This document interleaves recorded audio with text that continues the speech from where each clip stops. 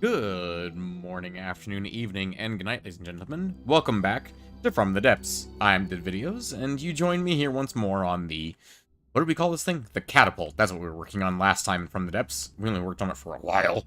Oh, hang on. I forgot to silence my phone. Yeah, quick. There we go. I should... Okay.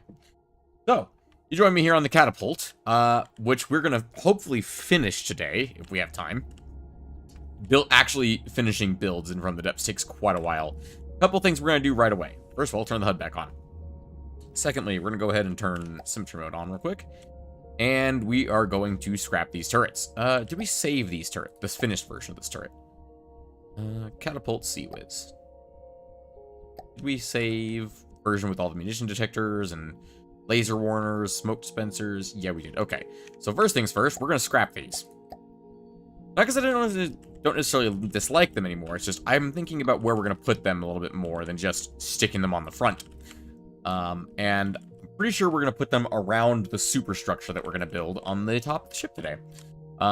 It's going to be very superstructure-y, let me put it that way. And we're probably going to add a few more of those Sea-Wiz guns than just having 4 of them on here.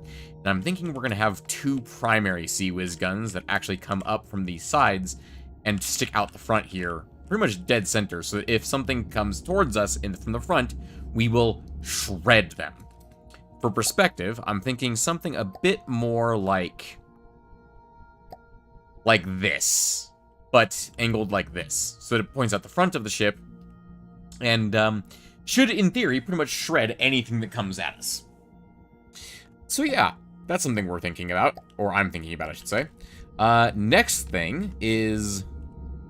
This inner layer of alloy is fine, but this outer layer of alloy here is not fine. I'm going to replace this, so this is 4 metal beams, with metal beams. I was going to say steel, but that's not a thing.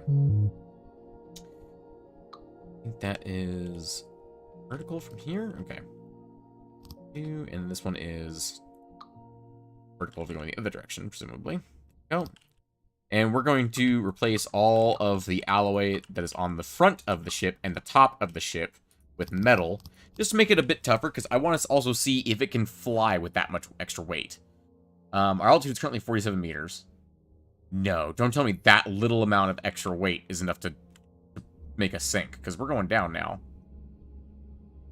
No, we're not even using, like, a quarter of our power in the thrusters, is what I mean.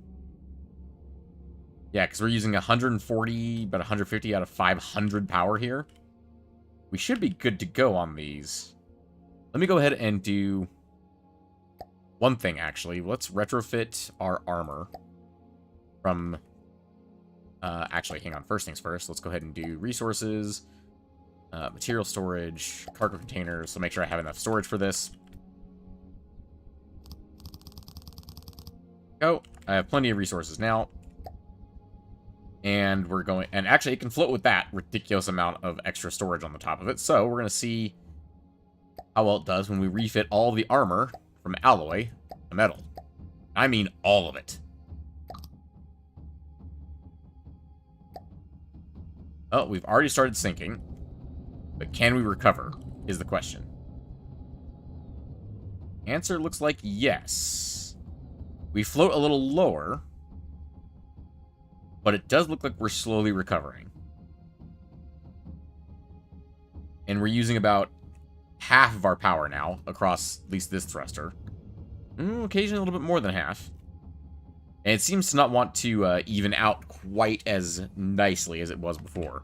But this whole thing would be a lot tankier if we made the whole thing out of metal, which is what my plan is to possibly do. Like, that might actually work out once we finally even out. 170. These ones are not working nearly as hard as that front one. Yeah, they're still controlling up and down.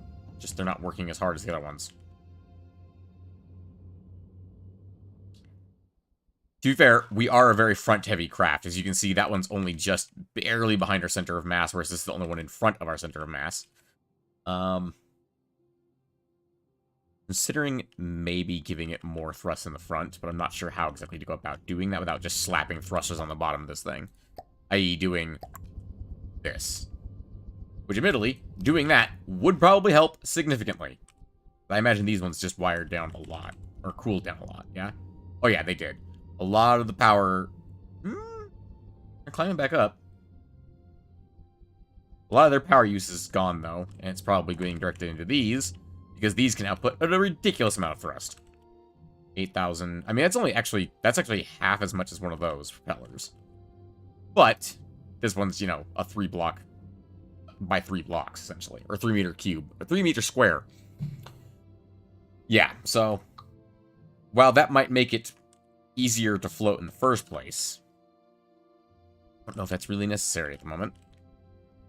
Also, as a note, probably should reroute the exhaust to go out the top rather than the bottom, because any ships with IR are going to be like, hey, look, there it is. Although, admittedly, any ships, period, are going to notice this thing floating here. It's not exactly small. Not even really slightly small.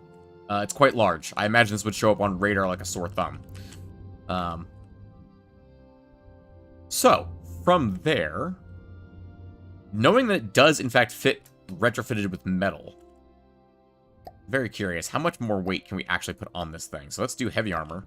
I'm going to do a single pole sticking up from the middle. And I'm going to run a big old stick forwards. Until we start sinking, basically.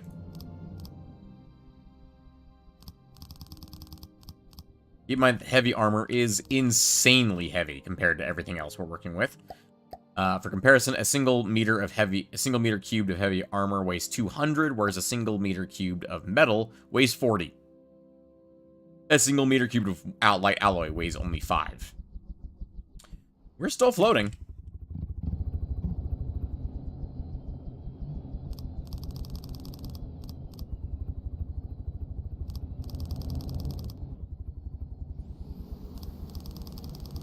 Interestingly, I think we're so front heavy now. Ooh, okay, we might be dipping now, finally.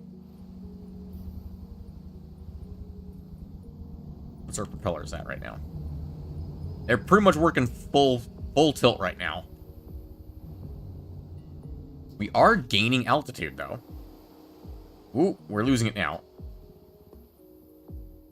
I think our PID for hover needs a little less gain so that its drive is not as exaggerated. Maybe it needs more gain. Normally, increasing your gain makes you more wiggly. Makes you bounce more.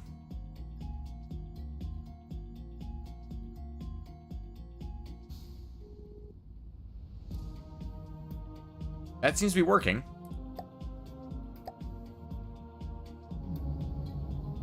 Again, though, look at our engine power. Oh, I see why we're slowly crashing down. We genuinely are running out of engine power. We're running all of our propellers so hard and all of our thrusters so hard that we're actually running out of engine power. Interesting. I don't know why these are trying to correct. What are these doing? Forward, pitch up, yaw right. No, these are just forward, buddy. Hang on. Propulsion control. Turn this to manual, please. And you are a pusher and a turner only. You are not allowed to, what were we even doing before? Pitch up, yaw right. Yeah, you shouldn't be doing any pitching. Your turner and pitcher only. Manual control. Turner and pusher only, please. Pitcher. Whoop. Manual, turner, and pusher. Manual, turner, and pusher only. Manual, turner, and pusher only. And you, giant freaking propeller. Yeah, no, you are strictly just a pusher. You are only a forward and back pusher. You should not be doing anything but that. Thank you very much. These are all set to automatic, yeah. These ones should be fine on automatic control. I think. Presumably. They should be fine with automatic control. I've also noticed that we can't stop moving currently. It's interesting.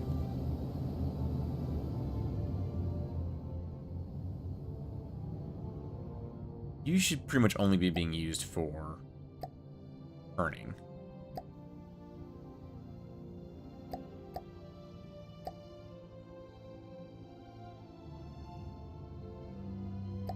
Manual control, your turner only. Manual control, turner only. Your pushers, you are all set properly. And once again, you should be turning only.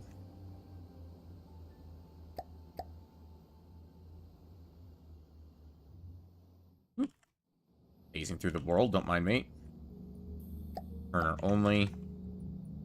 And turner only. There we go. So that way we're pushing from our center of mass, or closer to our center of mass, when we are trying to strafe. We don't strafe perfectly, but that's okay. Honestly, it's pretty entertaining that we have yet to stop moving. We really cannot maintain this much weight. Where are we right now in terms of weight? 1.1 million. And if I load up a entirely fresh catapult, with the turret still intact, where are we in terms of weight? 293,000. It's a bit different of a weight, isn't it? If I trim off this metal, where does that leave us in terms of weight? 623,000. That's almost double the amount of weight we just took off this thing. That's pretty good. That's good to know that we can add a lot of extra weight. Because this one's 623.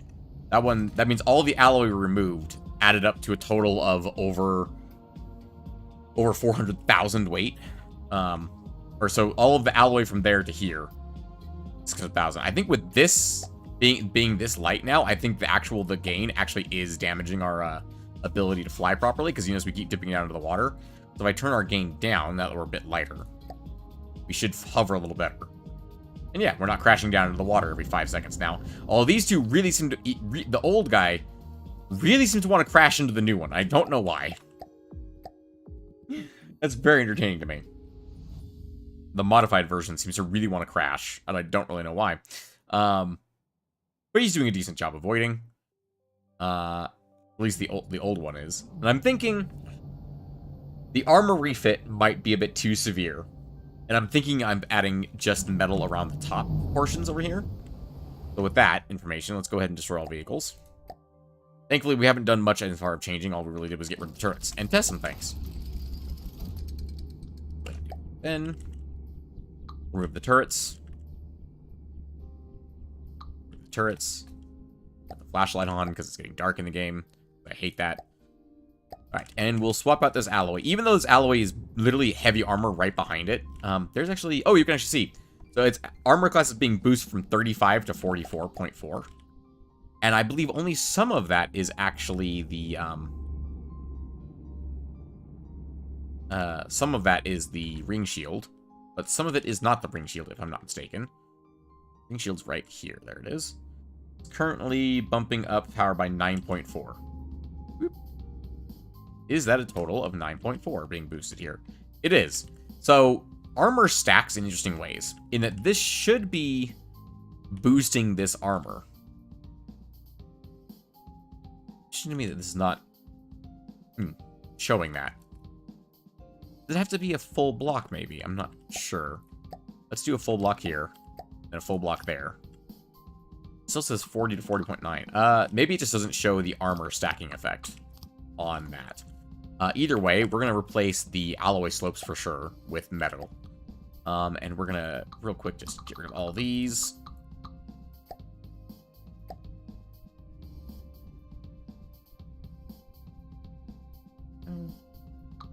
And take that across.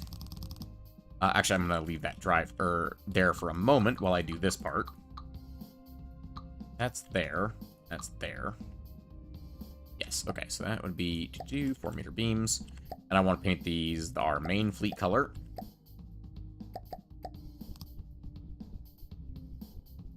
Keeping that alloy slope there because I want to. I I can. And then we're going to cover this all up. Go. And we're going to do the same thing down here.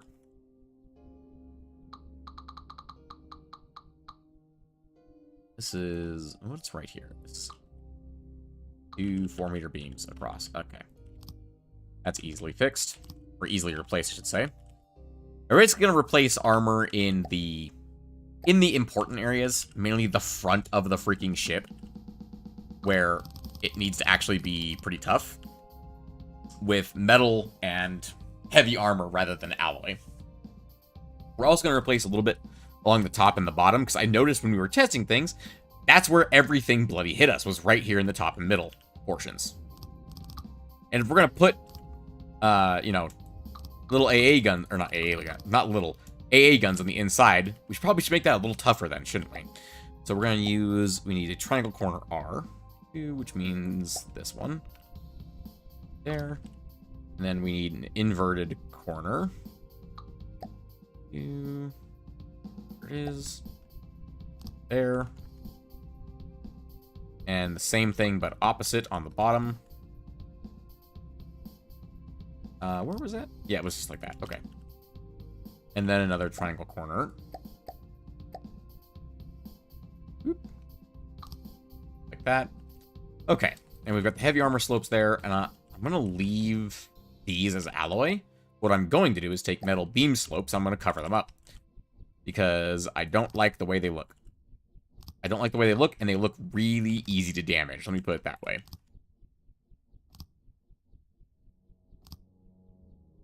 Which will help protect our basically just protect the front of the ship a little better. We're going to get rid of the... I want to keep this, or do I want to get rid of it? I'm tempted to get rid of it and bring it up by a 2-meter beam here.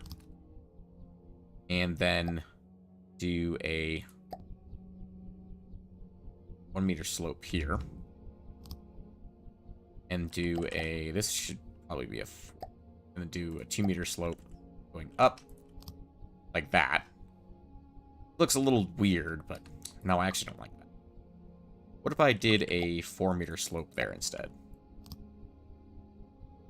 You know, I do like the way that looks and how it angles back like that. Let's go ahead and reverse that down here.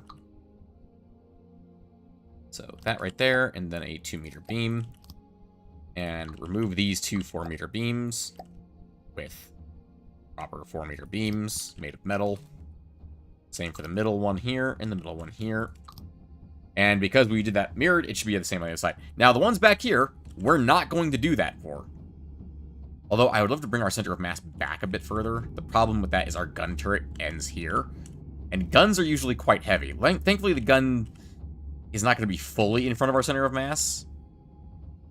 But it's not great either. And one thing I have to fix that, or one idea I have to fix that, is to make all the CIWS guns start basically back here, and just have a really, really long neck that goes all the way to the front, so that all their mass is in the back of the ship, and hopefully drags the center of mass a little backwards, because I want to bring the center of mass back backwards, and how else do that but by adding weight to either the back or lightening the front, which we added a bit of mass in the back using all these freaking rams back here, because rams look cool. Oh, also, one of the other reasons I wanted to add these beam slopes all over the thing was because it increases our aerodynamics, which means we can actually move faster in a forward and backwards direction. Well, mainly forwards, but we'll fix it later in terms of being backwards. Oh, there's actually a beam missing here. Huh.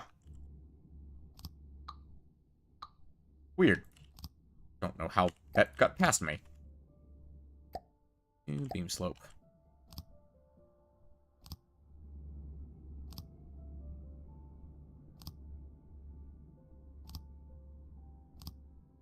Sure all these are in.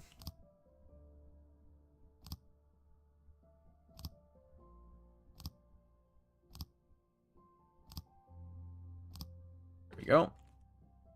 And we are going to match this shape on the back, but we're going to do it in alloy. So again, it is lighter, because keep in mind that, again, a weight of 5 versus a weight of 40 for metal per cubic meter. We're going to pull this off, and we're going to up that way. Now let's just replace these all at once. We'll do a 2-meter beam.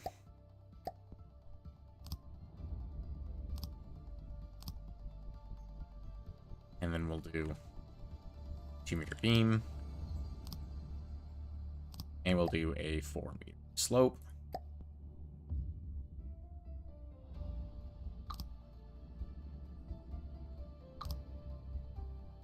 There we go. It's like that. That now has the same arrow, kind of an arrow shape, which hopefully will help us move through the air greater, or with greater ease, I should say. At least while we're going forward. Going backwards is a different story, and honestly, I'm not sure how I'm going to deal with that in the future. But, there we go. The center of the front is now metal, which will be protected, and this is also going to be replaced with metal. Metal, slope, 4-meter beam. We're going to replace the tops and bottoms of this with metal. Because, again, that's where things were getting hit, was right here on the front. Which does make sense. We wanted it to be hit in the front. That's why we put so much freaking heavy armor behind it. It's just that if we keep this air gap in here, it's gonna get freaking monsterly annihilated. Monsterly annihilated? Those are words. Not real words, but those are words. Secondly, this gap right here needs to be filled in, probably with alloy beams. It should be this one. Let's go ahead and fix this. There we go. That's all sealed up now. Well, it's sealed up in that spot, I should say. It's not perfectly sealed, I'm sure. I'm sure there's other air gaps there that I need to fix. Like right here. That goes all the way to the front. We should fix this. One of the reasons we want to make sure this is all sealed up and solid is so that we can go through, and in these areas we can put helium pumps that help us get pulled up to the air. This ship needs a Gatling gun made of smaller Gatling guns. Interesting idea, Joe, but I don't know if we'll be able to squeeze that one in. But noted for the future, for sure. I've always loved the idea of actually making a Gatling gun out of guns. Or more accurately, a revolver out of guns. Actually, easiest way to test if this is fully air sealed is go air. Sorry, I'm getting distracted, but air, helium pump. Slap one of these suckers down. Volume is too good, or too big. Okay, so we need to put a divider in here somewhere, which... not this area. Because that's our thruster. But, let's see. This needs how much clearance before it can no longer function? Let's just put wood blocks going out from here. And we'll remove them until this yellow engine is no longer yellow. Second update. 80%. This one does 90. I presume one more. Should be 100%. Okay. So we'll put a divider in the room here. So we'll go ahead and divide up this room. Alloy, beams. Does that reach all the way from the to the bottom? It does. Excellent. Fantastic. We'll do that there. And does that reach the top? Nope. It needs to be a 3-meter beam.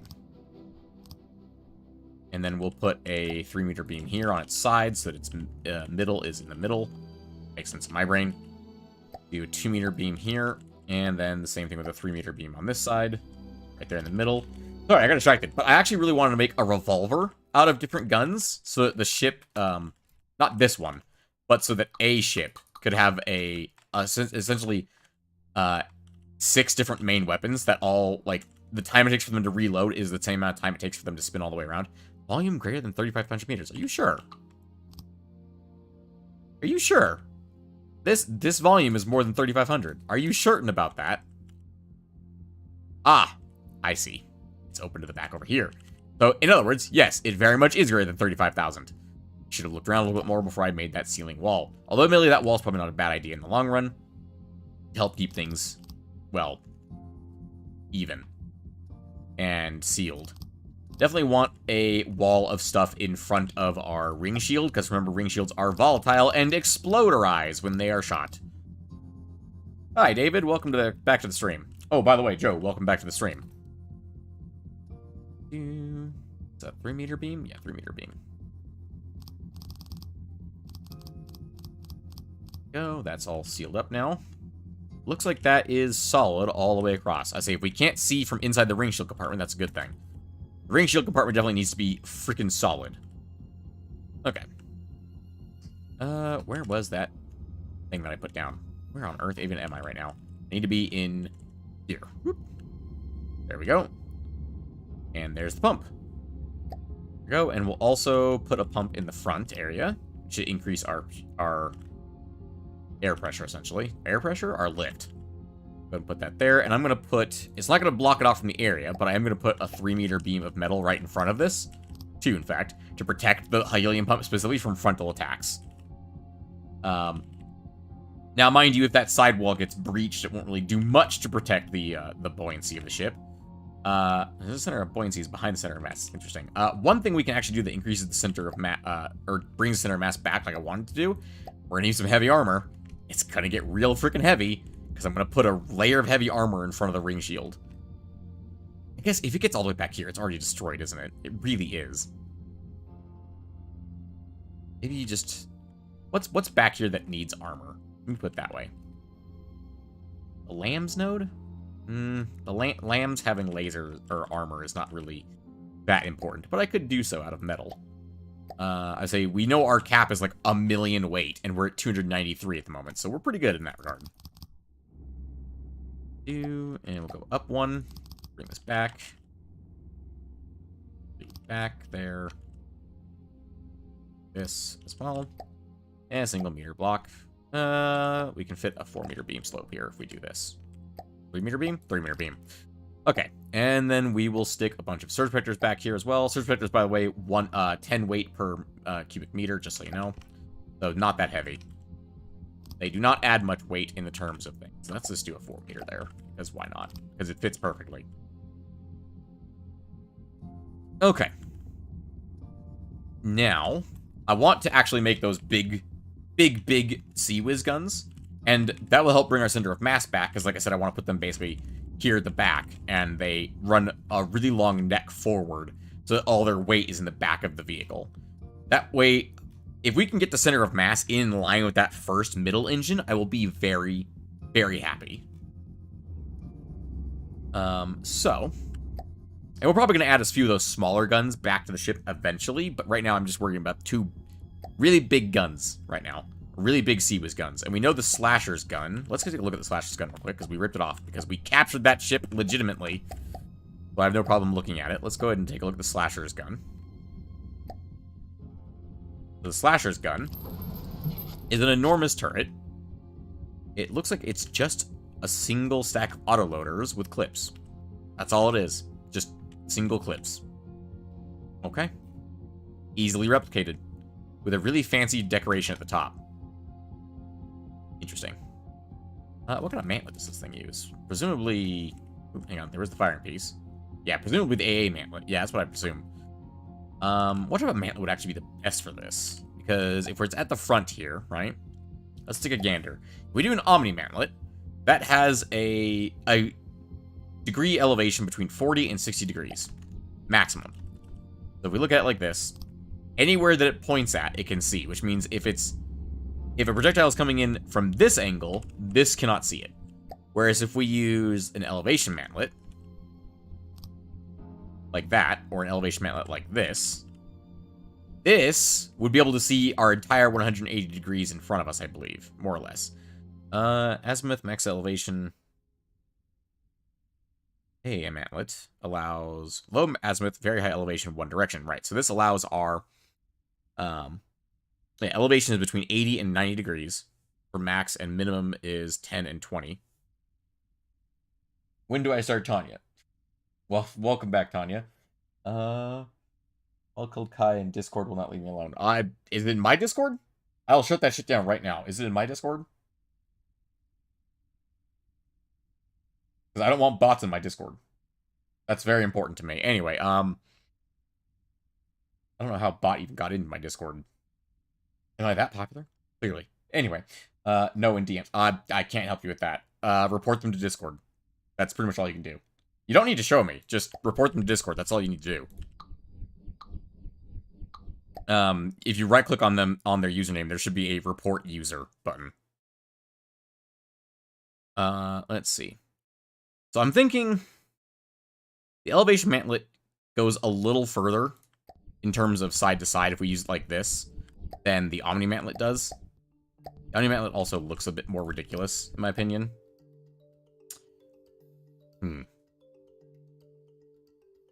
Armor-wise, they both have 50 armor.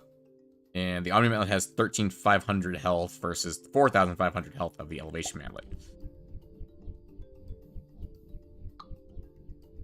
So, the problem is, if a missile is coming at us from space, the Elevation Mantlet will not be able to elevate enough to kill it.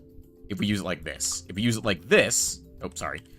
If we use the Elevation Mantlet like this, it won't be able to hit things from space. If we use it like this, it won't be able to hit things side to side as easily. This, in theory, gets around both those limitations, but it can only aim a max of like 45 degrees in every direction. Whereas this can aim significantly more than that. You know what? We could test this. It's actually quite simple. We just go to build mode, sub-objects, bring in the catapult CWiz. Oop, nope, cancel that. Don't resave it. Bring in the catapult CWiz.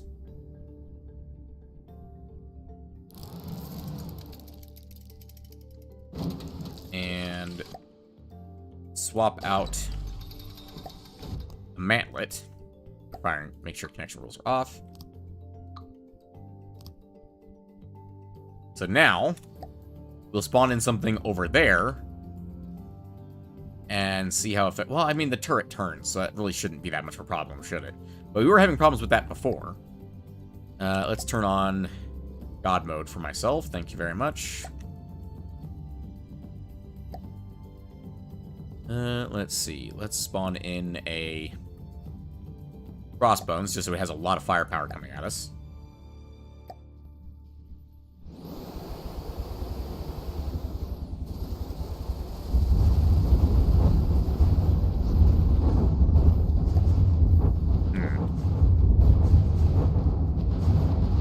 Both mostly doing okay at shooting down projectiles. Actually, now they're not shooting down anything, are they? That's because there's no cram shells coming in. The crossbows doesn't fire missiles. Wait for the cram shells. There they are. Yeah, so both of them are engaging just fine. Actually, you know what would work perfectly here? Hang on. Crossbones, hold your fire for a moment, please. So I can think. Go in here to the turret, which should be in here. There it is, it's right here. And we simply get a wooden beam, 4-meter block, go to the ship, and do this. Now it's inside of the turret, and it cannot turn. So let's go ahead and let the Admiral fire his guns at us again. Just the big guns, please. I don't want the little guns firing at me. They're pointless. So this can no longer turn. So let's go ahead and spawn in another crossbones over there, which hopefully will not come anywhere near me. Also, we'll turn off his AA guns as well, because that actually really helps me think. Having his AA guns off. So now they're both going to fire their main guns at me, and I'm going to have to... And these turrets can no longer turn. So they're depressing pretty far. They're about equidistant, actually. Which makes some level of sense. Because we're pitched towards the target, do we really need the up and down? Because it looks like the amount of up and down we're using is very tiny on the actual guns. Like, there's not a single shell that they're not both firing at, essentially.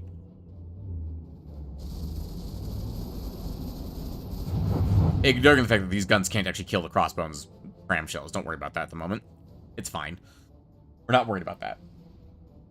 Blue, you're going to buy the game next week? Awesome. That's awesome. Also, welcome back to the stream, Blue. Hey, we actually killed one. Good job. Alright, I think both of these are working just fine, to the point where I no longer need to worry about them. So, I think either mantlet will work. It's just a matter of we can swap if we need to, essentially. So let's go ahead and remove these turrets. And let's build our new CWiz guns. Do we want two, or just one? I think just one big fucker going straight down the middle of the ship. It'll be on the top and bottom, of course, but we'll have to prefab it and copy it. So, we're going to do advanced cannons. We're going to do... Hey, just do autoloaders straight out the back. And because we're making such big, we don't need to use belt feds. We can just use normal autoloaders. Except this is a really cramped space. You guys should use belt feds for this, because it is very cramped. We'll turn it this way. Oop, not that way, this way. And we'll do solid ammo clip.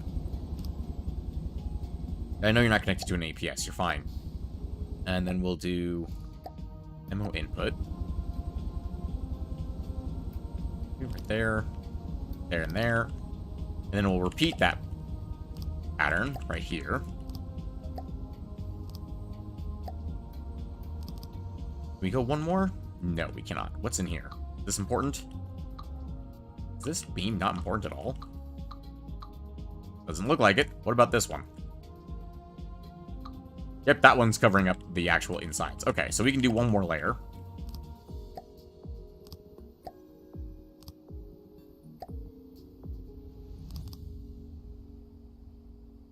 And then we can do, to merge these layers, we're going to need, we can actually just do belt feds for a cool minute. So we can actually just do, real quick, prefab. Aim this way. Prefab width. Bring that out to the far sides. More. Height of 2. Push this back one. Capture the prefab. That grabs all the things. We copy that there, there, there, there, there, there, there. That's a significant number of pieces. And then we're just going to merge them all together using cooling splitters. We're going to do one just like this. We're going to do a 5-way, actually, back here. Want it right there. There we go. And then we're going to do...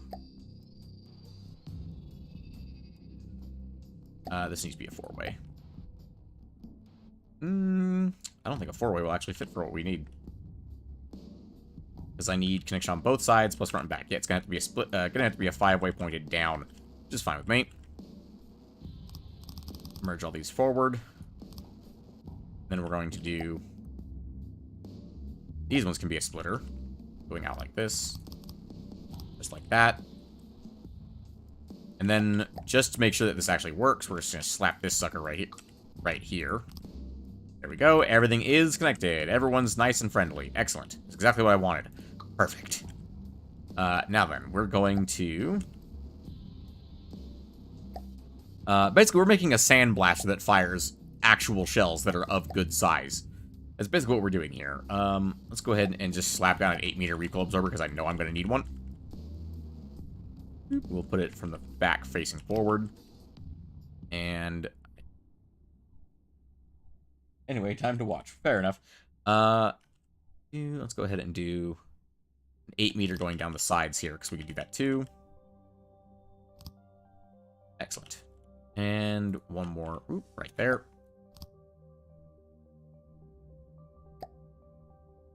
There we go.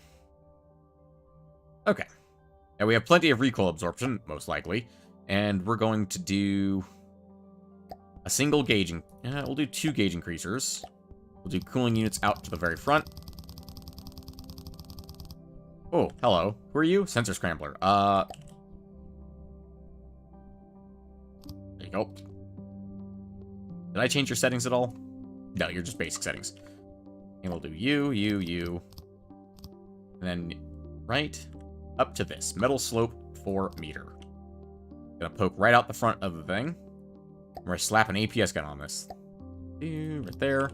And a Omni-Mantlet. We'll stick with an Omni-Mantlet for now, just because that covers up a big chunk of the armor, meaning we don't have to armor it as heavily in that specific area. That said, I'm going to armor the barrel of the gun going backwards, essentially. Then we'll slap down 4 evacuator, and then we'll do just like a 4-meter barrel. Alright, and then we'll go and do... And that's not even the main gun. Wait, why is there a piece of armor in front of the main gun? I don't know why that's there. I must have misplaced it by accident while I was doing things. Now we're going to design the gun. Or the bullet. That goes in the gun. Actually, first thing we're going to do... no, we have to design the bullet first. This intakes... we could do this... We could modify this. Are we keeping this one? Let's do... Shell gauge stats for... Firing piece 1, which is 178 millimeters? I don't need that. I don't think we need that big of a gun. Let's go APS. I want 6 barrels, please. Which our maximum shell gauge is now 54 millimeters. We do 1 more gauge increaser. We should be able to do a little bit more than that. Slap that sucker. How much does he weigh compared to a cooling unit? Actually does weigh more, so let's slap him in the back. 71 millimeters, 88 millimeters, 104 millimeters. Probably go with 100 millimeters. Let's go straight just 100 mil. Because we want this thing to fire fast, but we also want it to fire big. Fired accuracy is 0.1, please. APS, access intakes. Let's edit this, and shell gauge for the 100 millimeters. Does this fit in a barrel clip that we have? No, this does not fit in the clip we have. Okay, so we need a new shell. So create new shell, edit, and we're drop this down for the 100 millimeter preset. Okay, now we need to make sure clip length required stays under 1 meter. So we basically want to turn this down until it functions properly. So 12. Looks like we need exactly 10 pieces to keep this thing inside of 1 mil, or 100 millimeters. All right, so from there, let's do... Remember, we need to keep our armor pierce above 20, which this does get the job done, and we need to keep our kinetic damage as high as possible because we're slamming shells into the bloody thing. If we do a solid body, our damage is 687 with 38 armor pierce. It's not terrible. Also, there are 5 people watching me. What the fuck? What are y'all doing here watching me build a gun? Go do something worthwhile with your time. Like, I was gonna say cure cancer, but I don't think anyone's... No offense, I don't think anyone watching me is also curing cancer. That increased or decreased our damage? That increased our damage. That's ridiculous, but we don't need that. What about instead of armor piercing, we did a heavy head? Because heavy, I think, does more damage. The heavy does more damage. 19.7, which means we wouldn't be doing full damage. But that's a lot of extra damage. To the point where I think that might actually do damage to enemy ships rather than just, you know, enemy missiles. Let's do...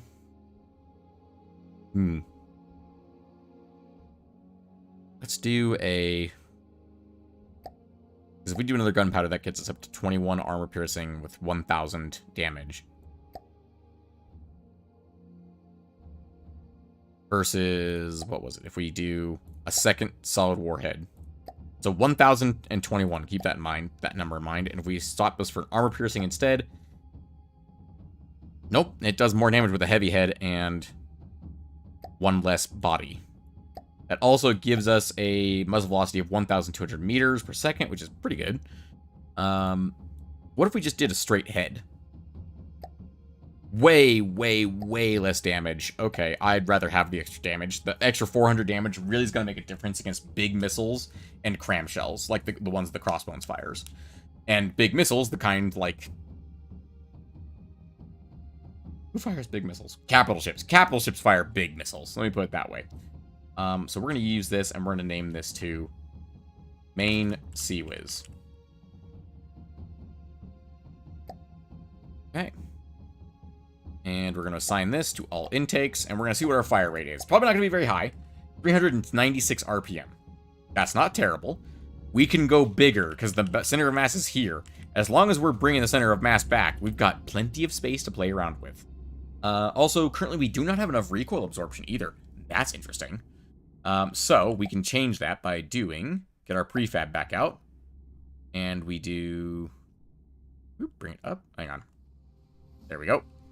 And we bring this forward.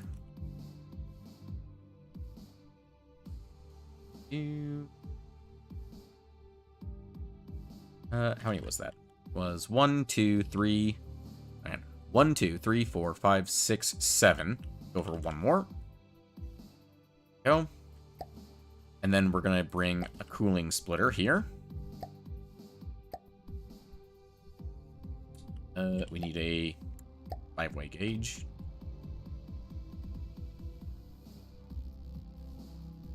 Where's that bloody piece? There. No, that's not it. Where's the bloody... There it is. There. We're going to move this again. Sorry, Sensor. You know what? But just sit on top of the AI. You'll be safe there, I promise. All right. And we're going to bring this over. And we'll bring cooling splitters out to the edge. Once again, we'll do recoil absorbers.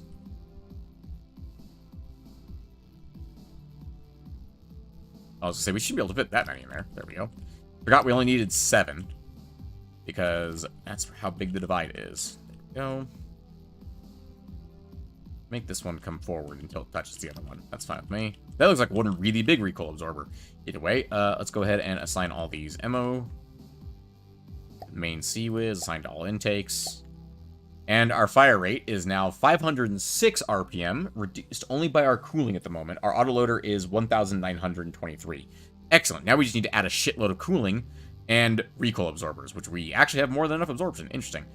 So let's go ahead and... Which we're going to need more recoil absorbers as we increase the fire rate more, but that's okay. We're going to increase a bunch of cooling now. So, to do this one is actually quite simple. So basically all the air gaps that are in here, all these little areas right here, we're going to replace that with a 5-way, like this. It's aimed at the bottom, right? Where's that aimed at? Front? That's probably fine. And we're going to add in cooling, just like that, all the way for the entire gun. Everything but the middle, because we're going to keep that section for absorbers. I might actually swap out some of the autoloaders we made as well, because I think the max fire rate I really need is like maybe 800 for this. I don't really need 1,923. That's a bit much, I'm not gonna lie. If we were to swap out one entire row of this, so that brings the... Oh, wow, only 1,800. Okay, let's bring that down even more then, because we frankly do not need that much. Thanks, Steam. Did it really interrupt my stream with a fucking notification? Tell me that the winter sale is on. Are you serious, Steam? I've never gotten a notification for the winter sale while I was in-game before. I've never gotten a notification for the winter sale, period. Also, I've already looked at the winter sale games. I'm already well aware of which games are on sale, Steam. Sorry, I'm going to rant about Steam now, because it interrupted my stream like a little bitch. Anyway, so we're going to pull these up. The bottom is on there. There we go. And we're going to press F, which fills this entire thing with cooling, which we don't have enough, but that's okay. Let's go ahead and do this, which will only fill those little sections. That's okay, because they're filled in by the recoil absorbers there. Still want more. I'm sorry, our cooling limit just jumped to 7,000 RPM? Excuse me? Oh. Nope. That accidentally filled the entirety of that ship with coils, with cooling. I don't need that much cooling. That would be a bit much. I must have missed an open air spot. Ah, yes, I must have deleted one of the recoil absorbers here. Either way, let's go ahead and just fill this gap in. We can do Shift P to get a better look at this, by the way. There we go. Ah, yeah, that was the middle section, which didn't have the recoil absorber on it yet. So our currently fire rate is 1,126, being limited by our cooling.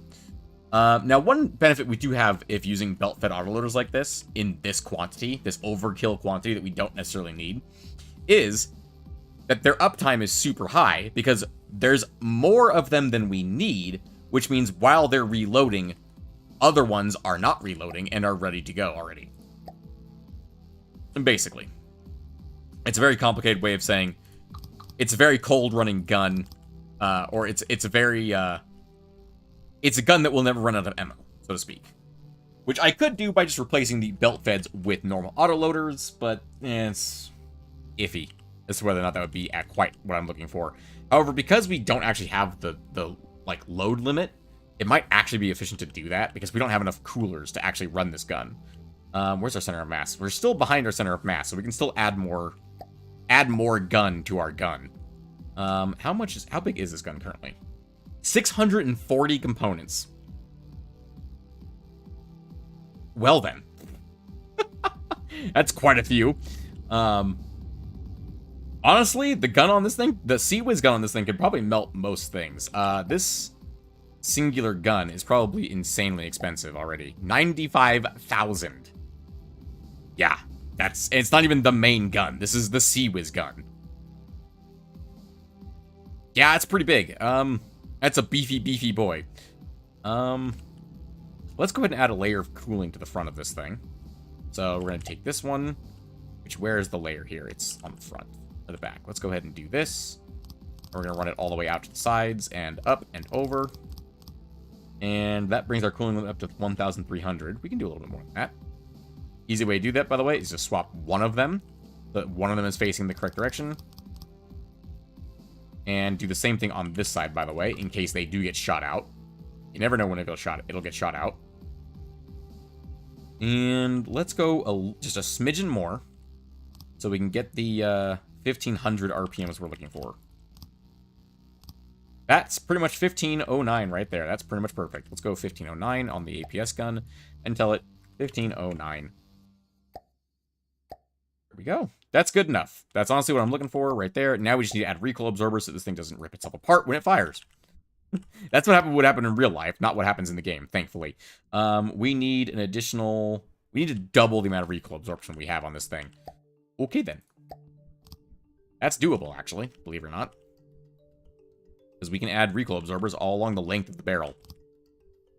We can use a 4 meter here. A 5 meter here. That got us a little bit further up. We need another 9,000 recoil absorption. And one of these things absorbs 6,400. So we need to fit in... I mean, we can easily just do... that. And boom. Mission almost completed. Because it's the recovery is what we need, not our... I was looking at our max capacity. We need recovery, not max capacity. We could run these down the length of the barrel as well, actually. Like, that's not that hard to do. I want to put armor on it, but we only really need armor on the front part. Is there anywhere in the back we can squidge in a bit more recoil absorption? No, not really.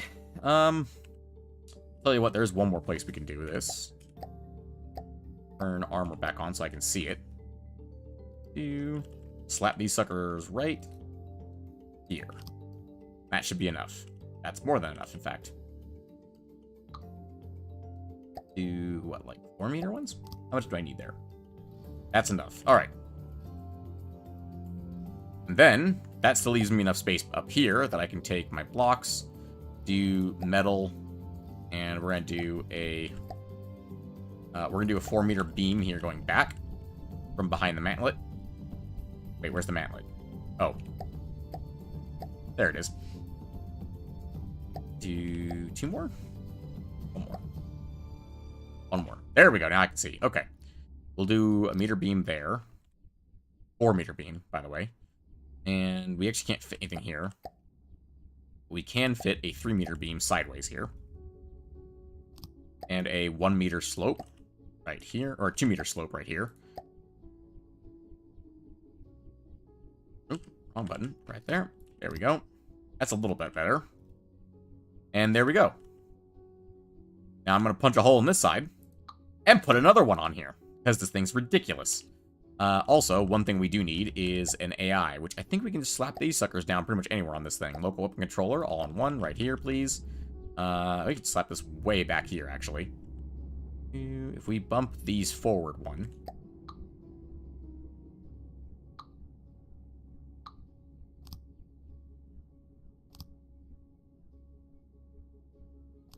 Go. We should be able to fit our weapon controllers back here, where they'll be pretty damn well protected, I think. No weapon controlled. Right, if it's not turret mounted, it has to be at the front. That's a problem, because that means it needs to be right freaking here. That's annoying, but we'll have to deal with it. Have to deal with it, and defenses... Nope, not defenses. I need... Whoop. Prefabs. Lotus Aid prefab. controllers. I need my APS CWIS controller. Excuse you, where'd you come from? Oh, symmetry mode, right. Mode, there we go. And place you down right there. There we go. Take target acceleration into account when aiming. May help if you always miss the target by a slight margin. I've never looked at that before. Interesting. What is the effective range of this gun? Of this bullet? Access, edit. Effective time is 2.6 seconds. Effective range is 3,140 meters. It's an estimate. We will set this one to a 4,000 meter range rather than infinity. Let's see. And outside of testing, we are going to make it so that this actually fires at the enemy. We're going to put down some surge vectors in the back of this thing. Let's just do a 4 meter surge vector like this. It's not perfect, but we're going to, we'll do a 4 meter there. And then we'll do heavy armor block right here. And then another 4 meter surge vector right here. So I forgot to turn symmetry mode back on because I'm a dunce. We're going to do Alt-N, turn symmetry mode back on real quick. There it is. And we'll do metal there. And we're going to do metal all the way back to the protectors there. 2 meter beam there. Alright. And we'll do surge vectors around that.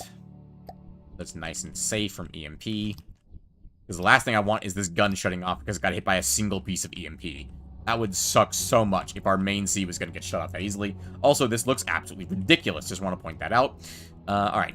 Go to this. Main CWIS. What do we need for a barrel length for full burn is 5 meters. That's easy to do.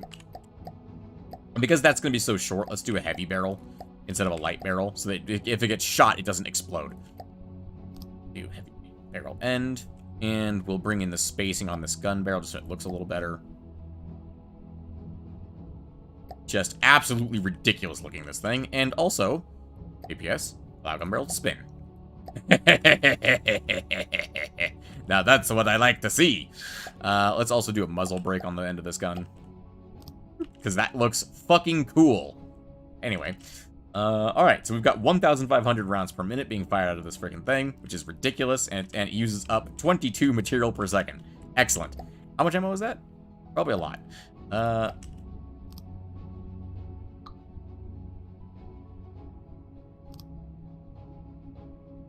More than we have on board the ship currently, for one of the CWIS guns. Do we need more than one of these?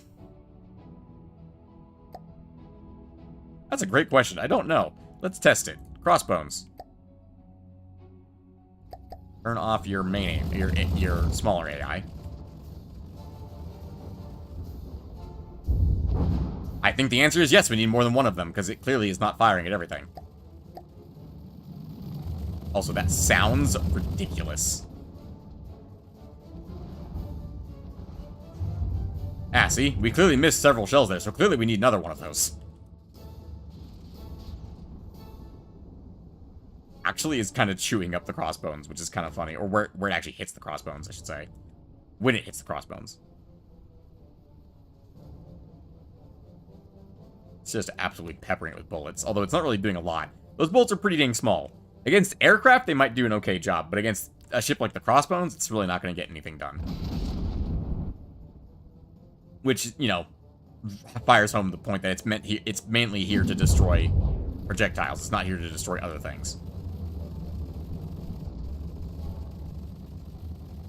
That is ridiculous looking.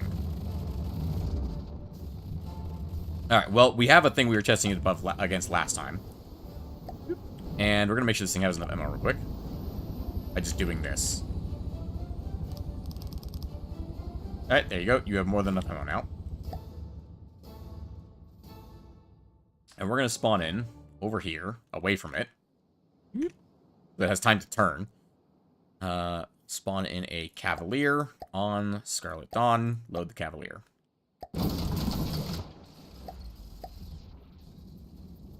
Say, do these missiles get destroyed effectively by that CWIS? It's currently firing at the enemy ship, not the missiles. Well, that's a problem. They ain't doing shit against that. Those missiles ain't getting hit at all.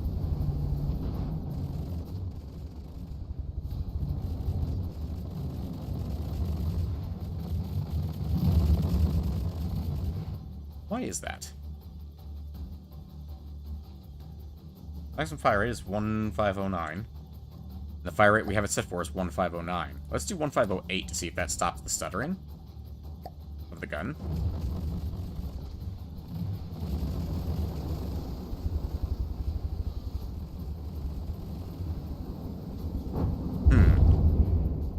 That is a concern. It's really not doing much. I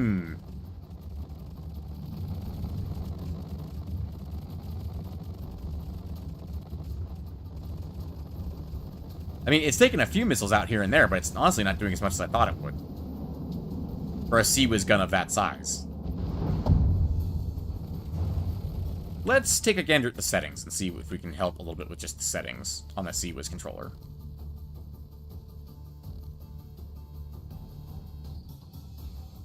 Maximum fire rate is infinity per second, that's fine. Rate is 0. Fine. Idle aim at enemy. Aim at weapons at enemy construct with no targets available. Aim idle aim at current weapon direction. Keeps direction of weapons when the enemy is present, but no target is available. Let's do current weapon direction, so it doesn't swap as much. Ignore outside angle of incidents. Defense scans are something I don't understand, but I didn't like the secrets of large steam engines, and they are insane. Oh, I believe you. I entirely believe you. Let's put the angle of incidents to be like 75 degrees. We still want to aim at larger projectiles first. Yep. Weighting is type projectile. Yeah, so it wants to aim at missiles, not cramshells, but it will aim at both if it sees them. And ignore outside of... Let's do generally like 3,000 meters, because I don't know how far it can detect a gun ammo from. And I want this thing just to be throwing shells downrange as long as there's a target, basically. See if that helps at all. Firing off its new missiles.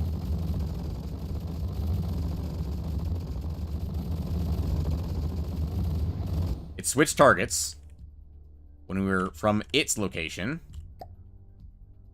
2,000... Oh, hang on. Those aren't the missiles location. Those are the missiles locations. The Cavalier's location. The missile is 696 meters away from us when it finally switches aim. That's not great. First bullets haven't even made it there yet. There's not much I can do about that part, though. He's had a few of them. I'm wondering if a different shell type might actually be best for CIWS.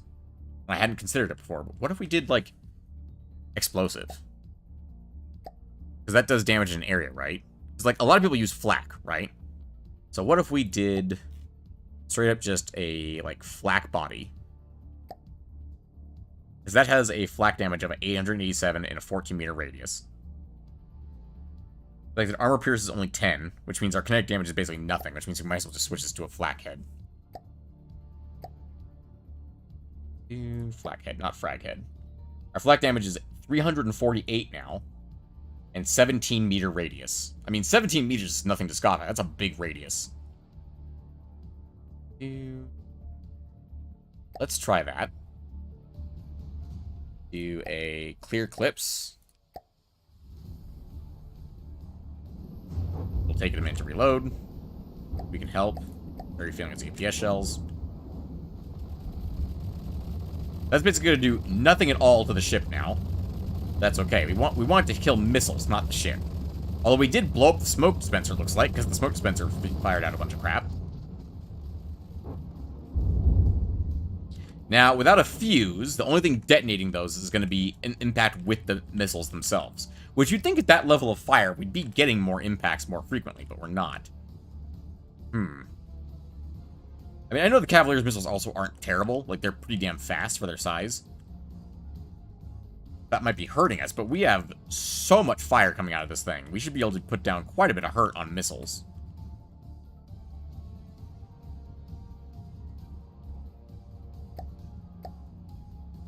This thing costs 109,000 for God's sakes.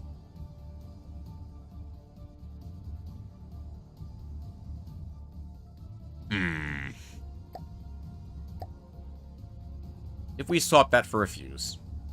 Or timed fuse.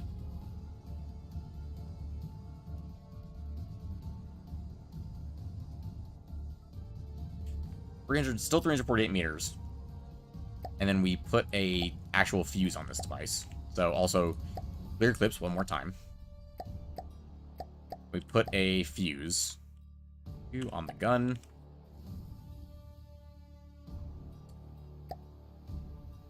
Oh, right, because pause. The game doesn't like doing things while it's paused. Let's do a laser targeter. Which, important note, by the way, laser targeter does not need to actually see the enemy ship. It just needs to not be, like, yeah, it just needs to exist, basically. So, where am I? Pause the game. Planner mode. Refill APS shells, please. Thank you. Fire away. And it certainly did better. Well, did it actually do better? Let's give it another shot. Because it might do better the next time.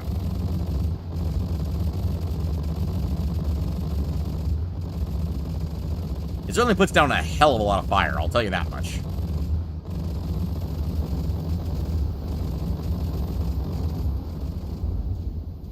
Only 3 got through that time.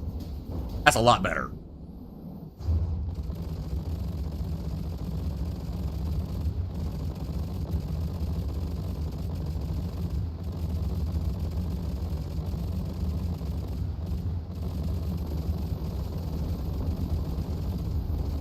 That's a lot more than 3. 1, 2, 3, 4, 5, 6, 7, 8, I think, total. Well, that one was clearly damaged by the time it got in here, because it was going fucking nowhere. Interestingly, it does look like you can actually damage missiles in mid-flight and change their flight characteristics, so it changed their smoke to black, and they fly weirdly. Which I wasn't even aware is something you could do in this game.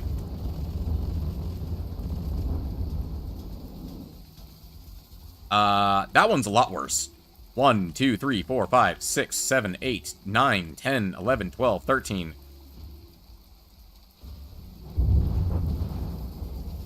Some of those didn't make it to us just because of time, but that's not the Sea-Wiz's gun. Let me put it this way. The credit for the kills of those missiles don't go to the Sea-Wiz. They go to the fact that they ran out of time before they got to us. Because we're very far away.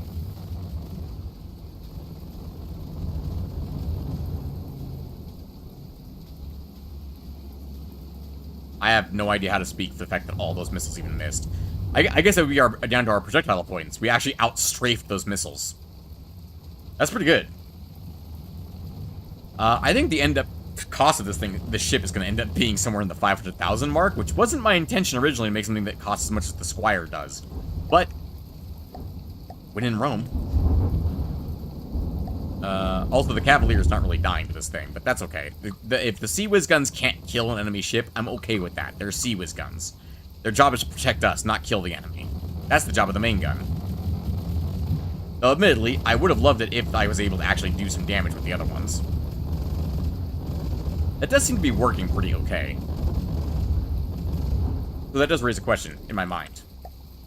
What if we raised this, the fire rate, by decreasing the gauge? So our previous Sandblaster guns only use 18 millimeters, and that's decently effective. What if we did, like, 50 millimeters?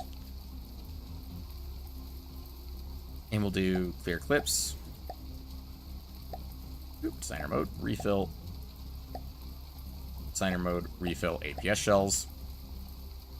4,000 RPM. Okay. That's technically above the fire rate of the game. To do that, we have to do this, by the way. But I believe it was updated somewhat recently. By somewhat recently, I mean like 2 years ago. If this information is still correct, I don't know. I don't know. I genuinely don't know. I would need an expert in this game, like Lathrix or Borderwise, to tell me if this is possible or not, which I'll have to look into this later. It should fire 2 bullets for every bullet it fires. In theory. I'm now very curious to see how that works at taking down missiles. That is insane fire rate.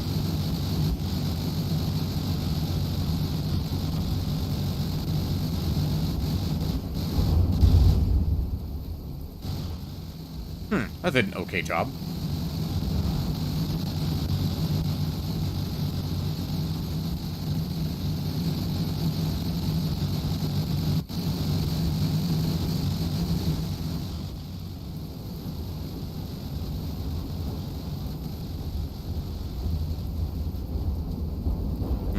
Sometimes it doesn't do very good against those missiles. Sometimes it does great. I really don't know what to say about that.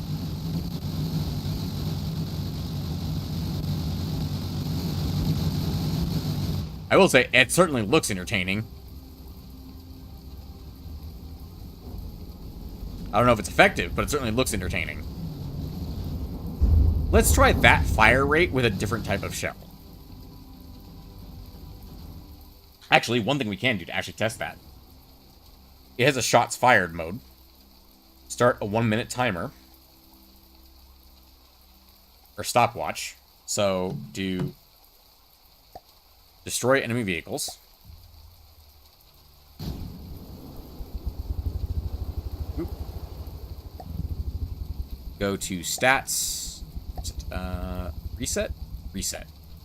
That should have reset the shots fired. It did not. Great. Excellent. Fantastic. How do I reset that?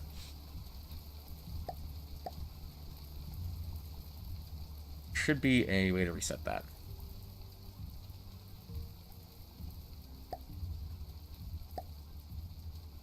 I mean, I could spawn a new one in. That would reset it. I think if I change the gun at all, so if I go over here, muzzle brake, remove it. Nope, did not change it. Dang it. Okay. I was looking at replacing the shots hit versus fired counter and just doing a stopwatch for a minute. And we could very easily check that. We can go essentially write down that we have fired 7,434 shots.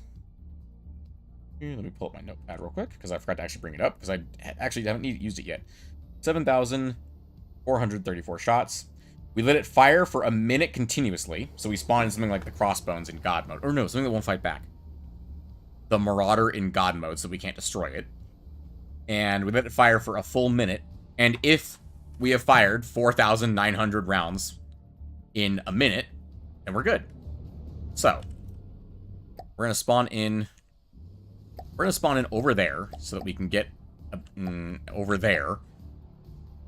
We're going to spawn in a Marauder. We're going to pause the game. Pause the game. Didn't actually spawn in for some reason. Hang on. Spawn in a Marauder. Must have done something wrong there. And then we're going to... What was I doing?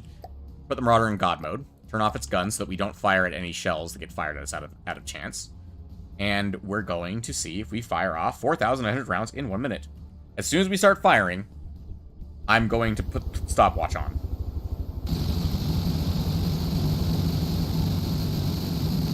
And we're going to wait for 1 minute.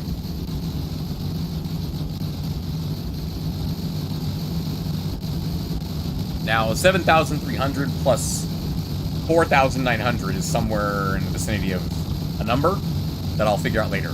As soon as I hit 1 minute, I'm going to pause the game.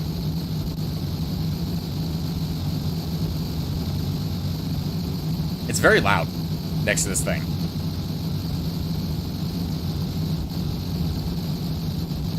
We're about 37 seconds in. By about, I mean we're at 38, 39, 40, 41, 42, 43. Empirical testing of our guns, ladies and gentlemen. It's very important.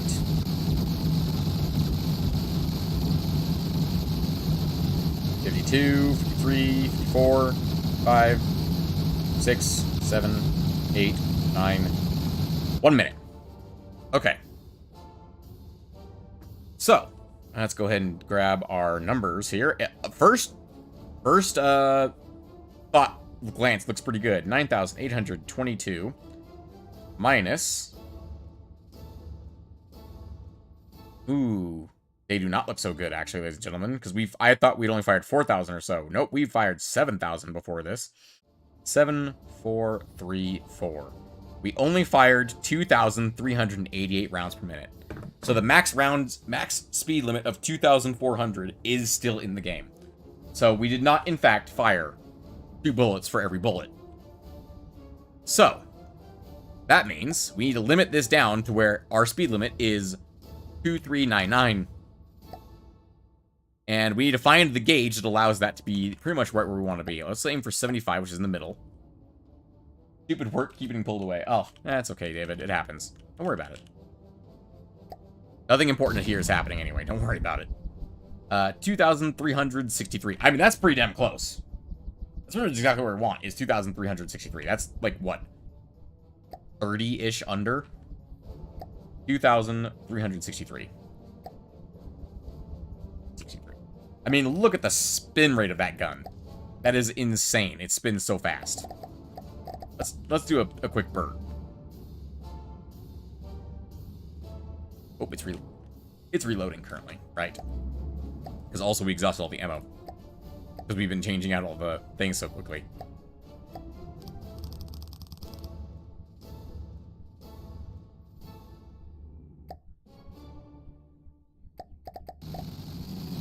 Now that's a burp. Look at the speed of which those numbers are going up. And we're firing flak right now, ladies and gentlemen. How quickly would we kill the Marauder who was off of God mode? Keep in mind, we're firing flak, the least effective shell type against killing enemy ships.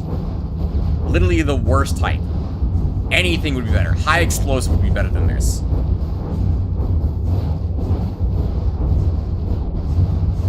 I mean, it's intimidating. That's for damn sure. Look at the amount of firepower coming out of this thing. You can't say you wouldn't be intimidated by being on the other end of that. Alright, let's go ahead and kill off the Marauder real quick. This is an embarrassment, basically. Let's go ahead and spawn in a Cavalier. On the Scarlet Dawn's team once again. Fire missiles at us.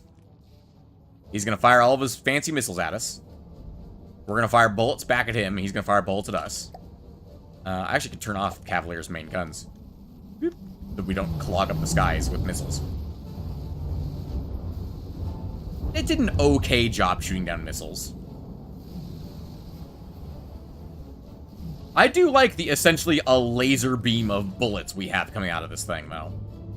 Pretty fancy. Interesting that we're not engaging the actual ship.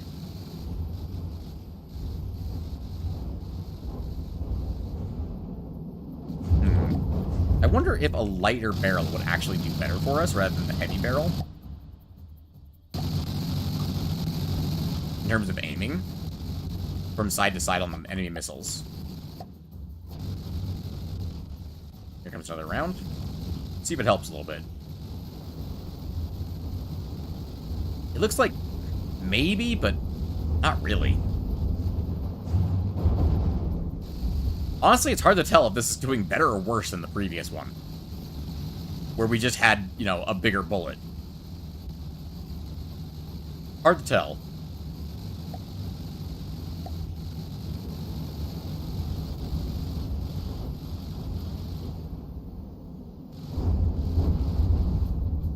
Also, perhaps this gun would be better served by having a solid bullet.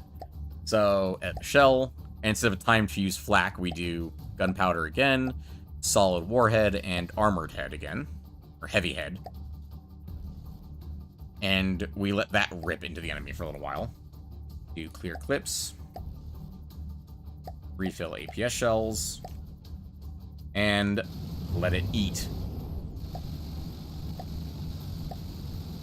Also keep in mind that if an enemy ship is made of, like, wood, this should, in theory, absolutely freaking shred them. If they're made of metal, it won't do much, but if they're made of wood, it should shred them into pieces. I don't know if that's better or worse. Really don't.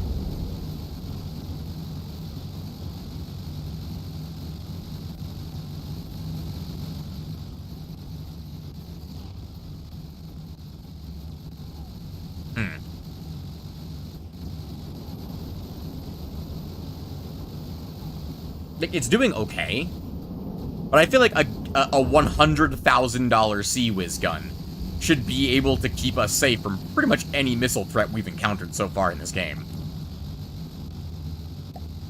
If I turn off God mode, how badly do we get fucked up by a single salvo? That's what I want to know. Do I need all that gunpowder? No, I guess I probably don't, do I? I could try a bigger bullet. More bullet per bullet. Rather than gunpowder. But then we'll need a smaller bullet because the clip size needs to be smaller. Or bigger to fit. Which we're currently firing, what, 75 meter? Yeah. Let's try bigger bullet. Let's try that out, David. Because I know a lot of CIWS guns used by, like, the professionals, so to speak, have, like, 1 or 2 gunpowders and then just bullet. But it's like, do we need that? I don't know. Because it feels like that decreases the damage, not increases the damage, you know? Though, if we were to do a flak head and do, like, a fuse at the back, so timed fuse, and do thick shell, do flak all the way back, that's 792, oh no, 936 flak damage in a 23-meter radius. But it's only 438 meters, and we need a 75-meter shell. Clip length is 1 meter still, which is nice. Does that stay for 100 meter too? Actually, yes. This would fit inside of a 1 meter clip. Interesting. 75. Barrel length is only 1.6 meters for a full propellant burn. Holy crap. Okay. Let's do real quick. APS clear clips one more time.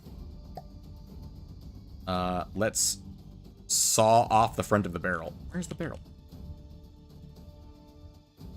Oh, I'm not actually in the barrel. Hang on. Right, it's paused. It hates building in pause mode. Let's kill the barrel and the heavy barrel end and the muzzle brake. Yeah, can't exactly fire without a barrel, though. Let's do a 2-meter barrel and a muzzle brake. And we'll give it free reign to fire at the next set of missiles. It should be reloaded, yeah? Should be. Shells available. Over 2,000. It's not engaging them from nearly as far away now. It's actually hitting the enemy with these shells. Technically, yes.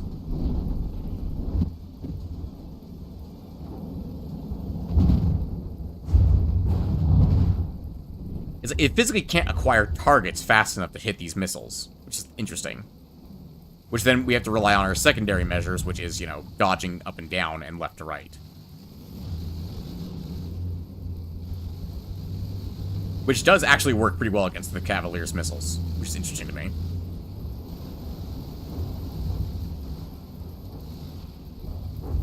It certainly takes out swaths of missiles every time it hits. That was a pretty good run for both teams, honestly. Like, they got our propeller, but we took out a lot of missiles in that run.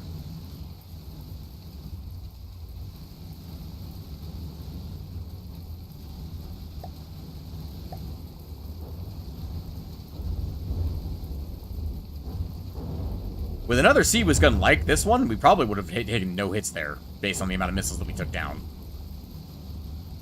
Interesting thought. I love that the bullet looks like it's standing still in midair right there, because it's firing so many of them. And when they send a shot barrage like that straight at us like that, we take out almost all of them. Also, my headset's about to die. Yay! There's my charging cable. Okay. So, like I said, the reason I like adding gunpowder to my Seawiz shells is because I like them to be able to shoot back at other things as well, like shoot back at the enemy ships, but it occurs to me I don't really need to for this one, especially because, well, that one missed entirely, basically, except for the very end there. I wonder why that was. Did we lose our detection? Actually, as a note, we currently don't have any detection that can see these missiles properly until they get close. We have we did not place down any munition warners, which this detects lasers coming at us. And there's a freaking laser that is used to aim to this freaking shell.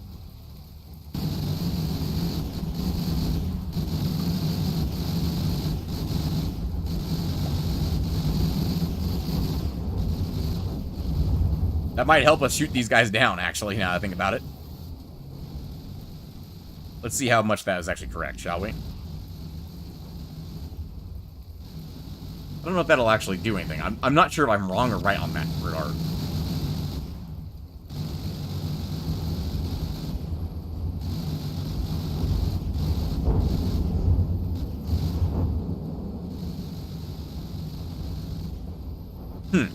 Interesting. And just to be fair, when we fire this bullet,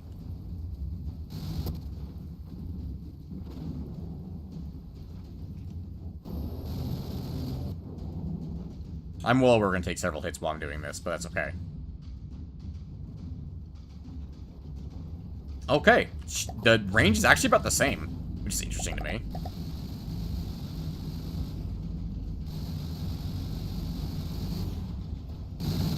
It seems to fire in bursts, which is interesting.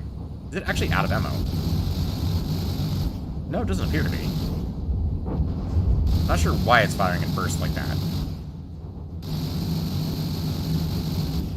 Oh, the rate of fire is down to 1600 actually on this gun. 16, was it? 1636. But help if our fire rate actually matched the fire rate of our gun. So they didn't try and fire things in shotgun bursts, which is what it was doing. Still doing that, which is interesting. Maybe we're just bounding it out of range? No, we're pretty much in right range. Should be engaging pretty constantly. I don't know why it's not.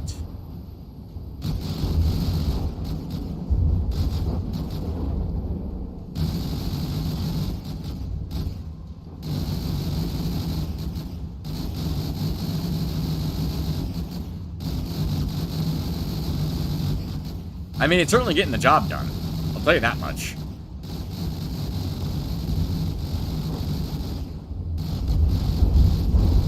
That was very impressive right there, actually. Alright, let's try a different approach. So, what if we... Because remember, this is how we learn things. We gotta test things, otherwise we never learn.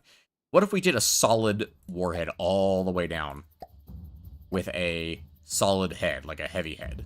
Because at that point we should have... Oh, we actually don't have enough armor piercing. Need a Sabo head? Sabo head just gives us enough armor piercing. We're only doing 487 kinetic damage. That's one of the other reasons I do speed on my guns, is because I like them to be fast so they do kinetic damage. Because I usually use kinetic instead of flak. Because when you have really small bullets, flak doesn't do enough damage. But with these really, really big ones, that might be enough. Let's try that. Let's try this design. It's not a good design, but let's try it. Or in theory, it shouldn't work quite so well. But I'm curious now, to be honest. Curiosity may have killed the cat, but curiosity also solves the bullet. Oh, so now it's firing continuously again. Interesting.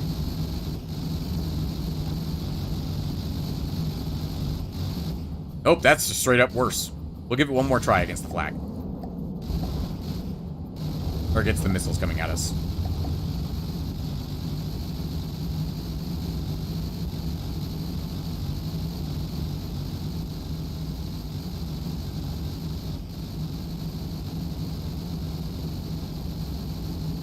Nope, the flak was just objectively better. Interesting. Alright, let's try another different head. What if we did, instead of flak, because flak's got the big range, but not a lot of damage, right? So if we did timed fuse, and then did, yes, we want to fill the whole thing with flak, timed fuses. So if we do flak, that does 587 damage in a 20-meter radius, right?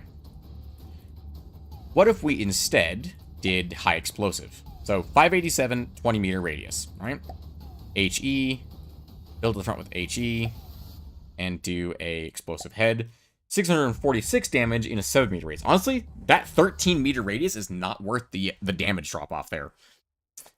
So as much as I like high explosive, I don't know. Let's go one step further. Do a timed fuse here. Fix the shell. We're gonna do flak heads. And one flak head. Go. So our shell is now very, very slow. Effective range is only 2,000 meters. Oh, pardon, 2,000 meters now, but that's more than enough to engage enemy missiles with. And our engagement range is 2,000 meters anyway. And we're gonna do clear clips. Designer mode, refill APS shells. Alright, let's give that a spin on the next round. So it's even more flak, even less gunpowder. This is the minimum amount of gunpowder we can put in a shell without adding railgun charges to it. We could do railgun chargers if we really wanted to, which, reminder, this gun is doing 761 flak in a 22-meter radius.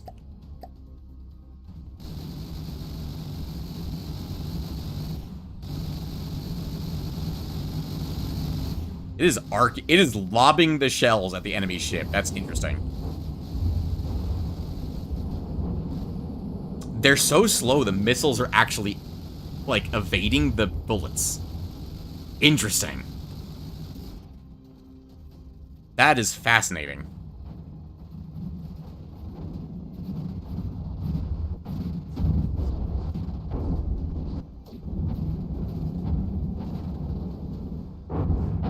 Looks like that was the sweet spot with the 3 gunpowder charges. Interesting. Now, what if we upscaled that? So, what if we... Excellent case. What if we upscale this to 100 meters? Then its flak radius is 25 meters. Okay. Hang on. 75. 761, 22. And 100 is 25, 123. 1213. And to do that, all we would have to do is this, which this is going to change the shell, the fire rate dramatically, by the way. But if we do designer mode, refill APS shells, the fire rate is now 844. But it's a much bigger flak shell. To the point where it might actually damage enemy ships, honestly. That's such a big freaking bullet. Or such a large amount of flak, but it's so much slower now. But will it be enough? Does that matter in this regard? Let me put it that way.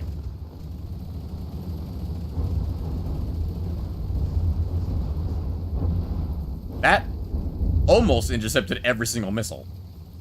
That ain't too shabby. Also, real quick, I want to I want to test something real quick that a friend told me about. Just grab like a medium missile real quick. Just slap that sucker on there. Grab a controller. Grab a couple gantries. I can spawn a missile in. Should be. Missiles take 2 times kinetic and explosive damage from any source. Kinetic and explosive damage. Flak is explosive. So that actually does double damage to missiles. That's important to keep that in mind.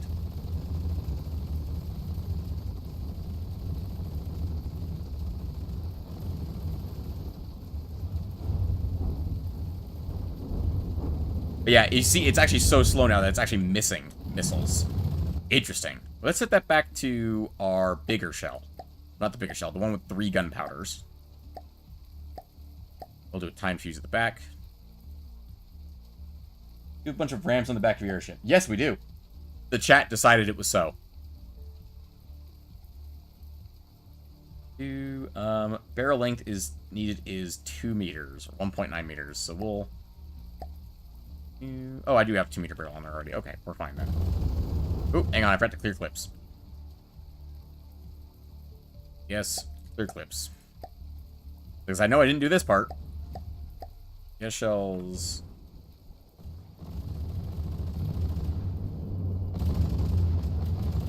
Did we also adjust the firing rate of this? It's now 979. 974? 974. Go. It's slightly faster.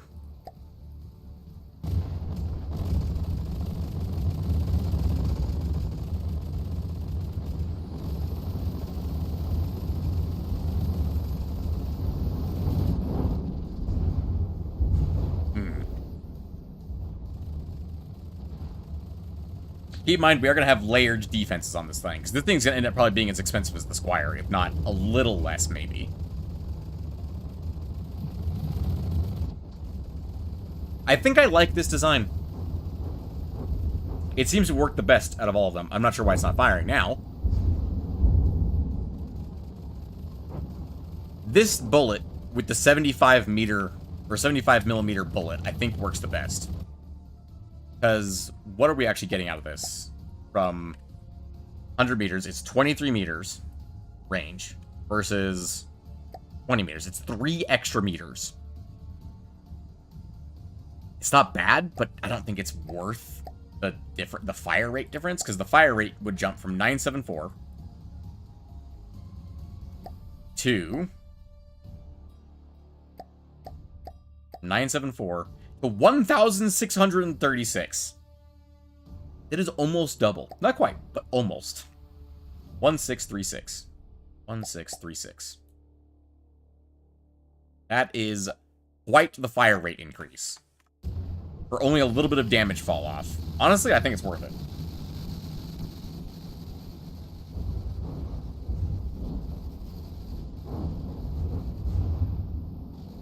That was really good. Only 3 or 4 missiles hit us that time. Oh no, 2. 2 more of them missed because of our dodging. Again, keep in mind, the shooting down enemy missiles is one part of our defense. I haven't even built the lambs yet on this thing. Like, the laser's in there, it's just not hooked up yet. Actually shoot down enemy incoming missiles, which it's gonna do. Probably right about here, honestly. Actually, I know exactly how I want to do that, too. Because lasers come in here, or missiles constantly hit us in the side because we dodge side to side. I have an idea of how I want to run that. I'm thinking I'll probably run... I want to point out the Cavalier, by the way, is still alive. Despite all the bullets we fired at it, because we've been firing flak at it this whole time, and flak does nothing to enemy ships. Anyway, let's go ahead and delete the Cavalier. And let's go ahead and put in our second gun, because that was only one of our 2 CIWS guns. In case y'all forgot. Is there anything in the gun right here? No. No, there's not. Okay. So, prefab mode. Clear the prefab. We want to go up 1 height. And we want to go width out to the edge of the gun. It's going to be right there.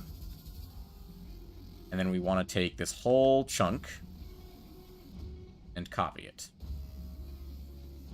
Let's go ahead and just do Shift P real quick. Get rid of that so we can see what we're aiming at. There we go. And we want to add to the length until we encompass the entire thing. But remember, we can't go past the gun because that way madness lies. No, that way copying bits of the actual ship itself lies. Okay, so there we go. We got the whole thing. Let's go ahead and copy this. And we're going to take this, and we're going to go down to the bottom of the ship, which we need to be able to see, it occurs to me. It'd help if we could see the bottom of the ship that we're putting this bloody thing in. Ooh, slight problem. There's a layer of armor we need to get rid of up here. Because it's the mirror of the armor upstairs. What's this fucking layer? It's doing nothing.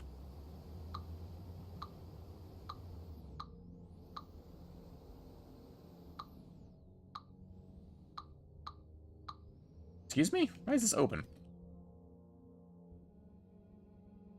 Interesting. Hang on. Alt-N to turn on symmetry mode from anywhere. There we go. Now that's sealed up again. Okay, so on the bottom layer, that ship, that armor there actually does serve a purpose. Good to know. On the top, it didn't. On the bottom, it did. In fact, there's the thing right there. We seal that up. The 2-meter beam? 3-meter beam. Rain. There we go. Okay. That's nice and congealed now. And the prefab should fit in here. We're probably going to want to mirror this. So this. All the way at the back. Looks like one more. Go. Okay. And then we have gun. Gun has been... That's facing backwards. Ignore me. There we go. Gotta bring it this way. That's a problem. I can't really see where the prefab ends. It's annoying. Okay, well, there we have it there. How many do I need to move back? 2. So, simple with that, I line this back up. Right there. 1, 2. There we go. Now it's lined up. Everything here should be pretty much the exact same. There we go. Alright, and then we'll grab the cooling vents, which actually, the top of this is not cooling vents, it's gauge increasers, if I remember correctly, yeah? Oh no, the gauge increasers are in here. Somewhere. There they are. Yeah, they're way in there. Okay. So now I need cooling vents all the way to the front of the ship.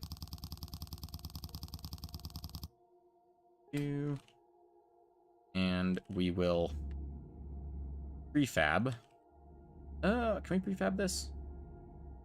It's a bit much to prefab. I say as if I didn't just copy about 300 components. I don't know what you're talking about. Nope, not that prefab. Clear.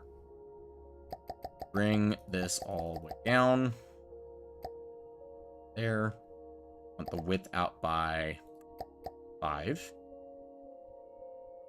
Then all the way to the front.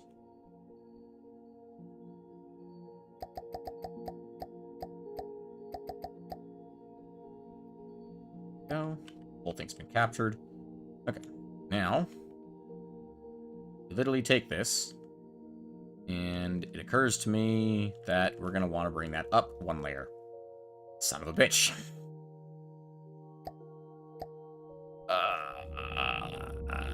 I can fix this. I can fix this. I can fix this. It's fine. I'm going to need to delete these as well. Okay, we'll go back to prefab mode. And we will spin that around. Because we want the slopes to line up with the slopes. That's what I actually copied them on purpose, believe it or not, so that we can line them up better. And boop, just like that, we have the gun. However, we need to add the rest of the gun. Inside part of the gun. Which means we need to do this real quick.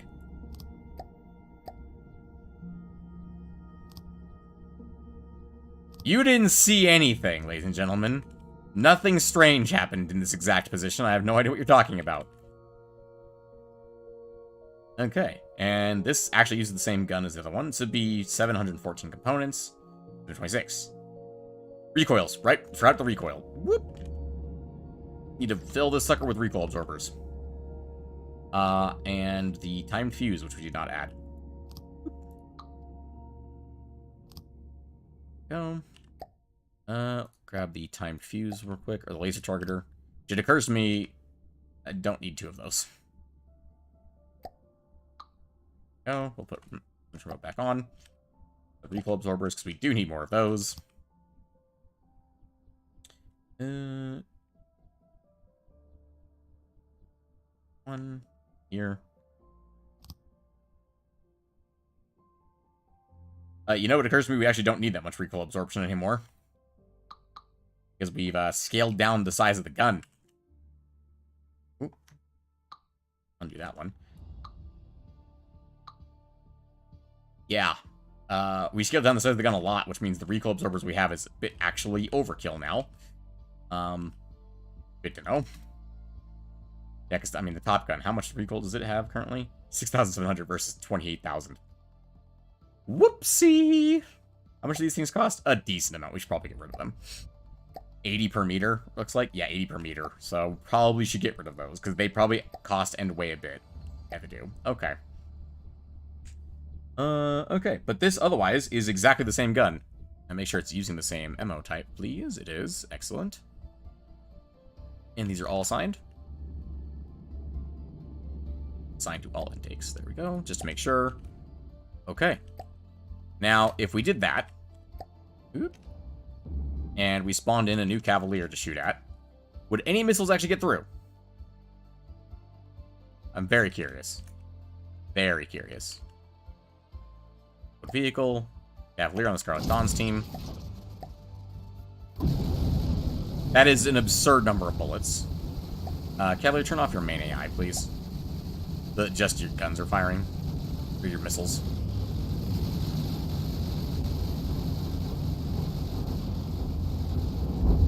Almost the exact same number of missiles got through. On the first bug. Let's give it another round and see if it helps.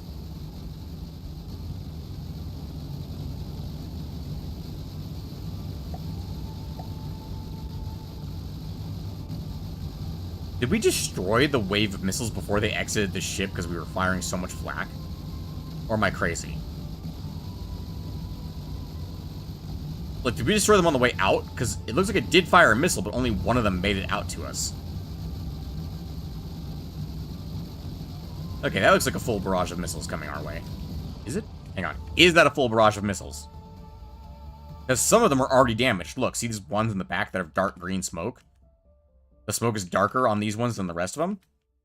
No, that's not a full... We're firing so much flak at the enemy that their missiles didn't make it out of the tubes. Holy cow. That's actually impressive. We'll have to watch back here to see.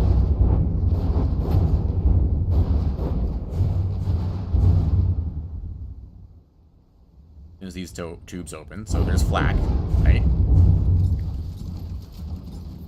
We stopped firing for some reason, but we did absolutely kill a few missiles while they were still in the tubes. That's pretty incredible. That's an incredible amount of flak that we're putting out. I mean, that worked. We didn't get hit by a single missile there. As I figured getting back here would be fastest if I just followed the bullets. Yeah, yeah. He just fired a wave of missiles at us, and not a single one got out. I mean, they say the best defense is a good offense, so, I'm just gonna go ahead and chalk that one up as a win. Is that another wave that didn't get out? Did we just disrupt another wave of missiles? I mean, we're basically hitting right where the missiles are coming out. What was that, 6 missiles? Plus 4 more? 10 missiles that got out? And this thing fires a barrage of 1, 2, 3, 4, 5, 6, 7, 8, 9, and 11, 22 missiles, and 10 got out. That's ridiculously good. I will say we actually... Oh, we're not firing because we don't have any ammo. That's a slight problem.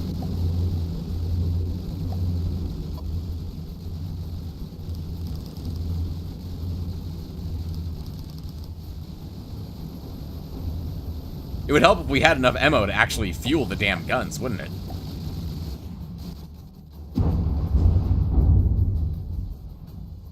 I mean, that was certainly effective. We clipped the tail end of Fat Barrage, too.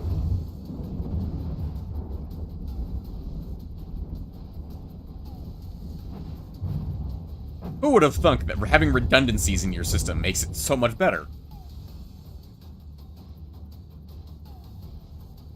Does this do... Ooh, that blew off a bunch of stuff. Those are ammo injectors. It's blowing off bits from the inside of the ship. I'm not sure how it's doing that, but it is. We've actually done 2% damage to the Cavalier. Although I'm pretty sure we clipped one of the missile barrages and destroyed it before we even tried. I mean, if we're firing so much flak at the enemy that they can't fire their missiles, I think that's working as a CIWS gun. I say that, and then they immediately get off all these missiles. Look at all these missiles that you managed to miss. I think they're damaged, though, because look how dark green their smoke is. They're almost black.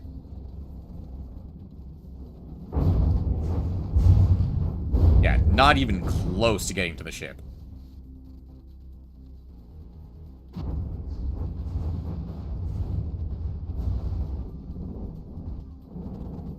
Ever since that first barrage where we actually have enough ammo, we actually really haven't been hit by a single missile now. I say that, and we get hit by a missile.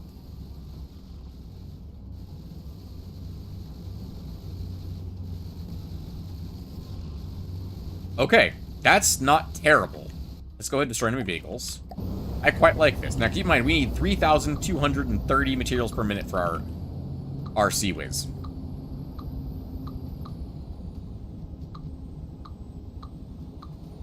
Go ahead and let those fall off. And let these fall off. Whoop. It's so weirdly laggy for destroying a single missile. Either way, let's go ahead and put down some more ammo. Where are we actually putting our ammo these days?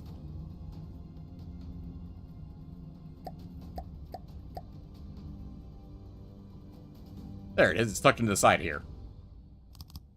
Hang on. Alt-N, turn on symmetry mode. I'm sure it's fine putting racks of ammo right next to our very highly explosive engines. I'm sure it's fine. We actually have... That's more ammo than we need for those two guns. Which is good. Because we are going to need some ammo, keep in mind, for the actual main gun of the freaking ship. Do a 2-meter box right here. There we go. Now, pretty much no matter what version of the ship you make, you should have enough ammo. If you want to make a cram version, or you want to make an APS version, you should have more than enough ammo on board. Okay. Why are we moving forward at such a speed? Where are we going? Are we going somewhere important? Why are you going there? Why you do the thing you're doing? I told you to go here instead. Oh, yeah. You're on auto. For some reason, I guess you're just going to the center of the map right now? I don't know. But there's no enemies. Really don't know what he's doing. He just really wants to go over here for some reason. I guess we'll let him. Current speed is 57 meters. That's not terrible. That propeller's going full tilt right now.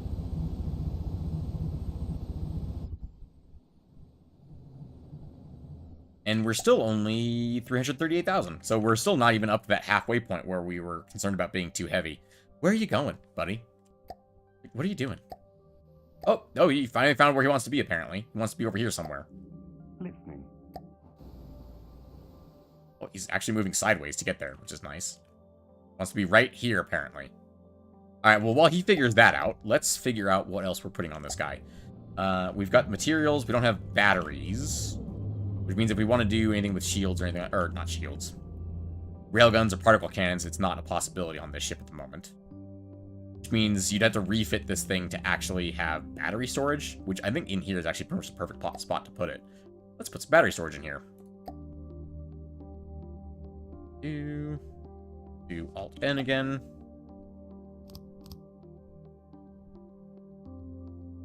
Now, it's going to say it's not hooked up, and that's okay. To note, these hook up like this, right? Yeah, they do. Okay. But we're going to put 4-meter beams here to hopefully hit these all into one. We can test this by putting an electric engine on one side. And if both batteries if everything turns blue, that means it's all hooked up. We're going to put a 4-meter beam there. Not hooked up. Okay. Where is this hookup? It's got connections on this end. These guys have a connection. Hang on. Sometimes it's really easy to just turn the armor off and then see what you're doing. Where do these guys have a connection point? Ah, it's the top. Okay, so we're doing that. It should connect all these batteries together. There we go. Excellent. And then these connect together because they're at the back there. And these ones I have to fill in with singles. Which singles connect on every side, so that's okay. That's 1.6 million energy right there, baby. That should be fully compact in there. Yeah, pretty much. Just this one little spot in the back, which I don't really need. And we're going to kill the electric engine. We do not need the electric engine here. It is not beneficial to our ship in any way to have an electric engine. The electricity is just here to power itself. Which, side note, we're going to add a little trick to this. So, there's a little something that I learned a long time ago. I wanted to build a ship that used this design, and this is going to be like essentially our test bed for making a capital ship use this eventually. Where do we have a spot? Right freaking here. Okay. This will have to do. We'll do Alt-N. We're going to do miscellaneous. Docking station. We'll do the full docking station because it has the same... It's the same cost, but it has better health and armor because it's bigger. Sure, why not? We'll do tractor beam there. Which we should have one on the other side now as well. We do. And we need a sub-vehicle spawner, which will spawn in right here. And do I want more than 2 of these? I think the answer is going to be yes. I'm going to want 4 total. And we'll do another one here. Another one here. There's a very... So, one of the things with ring shields, right? You cannot use the other type of shield on your ship if you have a ring shield. You can use the other type of shield on your drones. And I absolutely love the idea of having essentially 4 drones that float here and here. Their only job is to hold a shield. That's literally it. Essentially a shield carrier in front of the giant freaking sword that is this airship. And believe it or not, that will not interfere in any way with our ship's ring shield.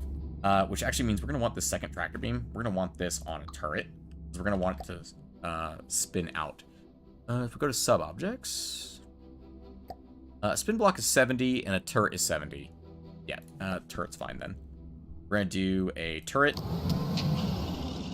And because we can more easily see which direction you're aiming. Although actually we're just going to do this anyway. We're going to do miscellaneous, docking station. There. And we're going to set your idle azimuth to probably close to like negative 20. Yeah, that's about what I'm looking for. All right, and we'll do the same thing on the other side. down, over, and I need 360-degree turret. Oh, right. Gotta do sub-objects. Want a right here next to it. Right here. And we'll do a miscellaneous docking station right there. And if that was -20, this one should be at +20. Oh.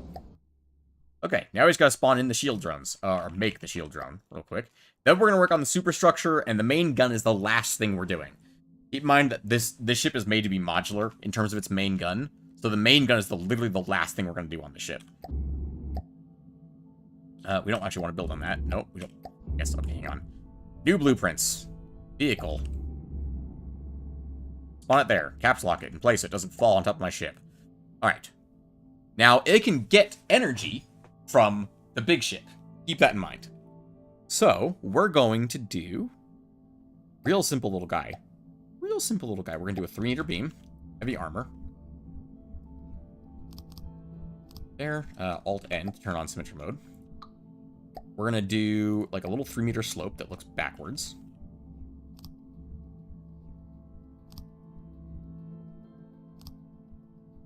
And we're going to give this a shield.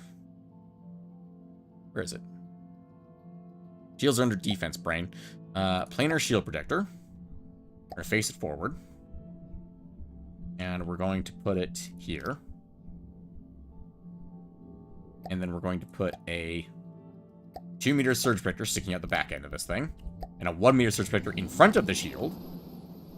Apparently we're big enough that the ship decided it needed to get away from us now. Which is interesting to me.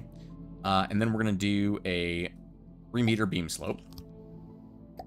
Actually, no. It's going to be smaller than that. It's going to be 1-meter slopes on each side. Hi, welcome back. And then we're going to do a block in the middle.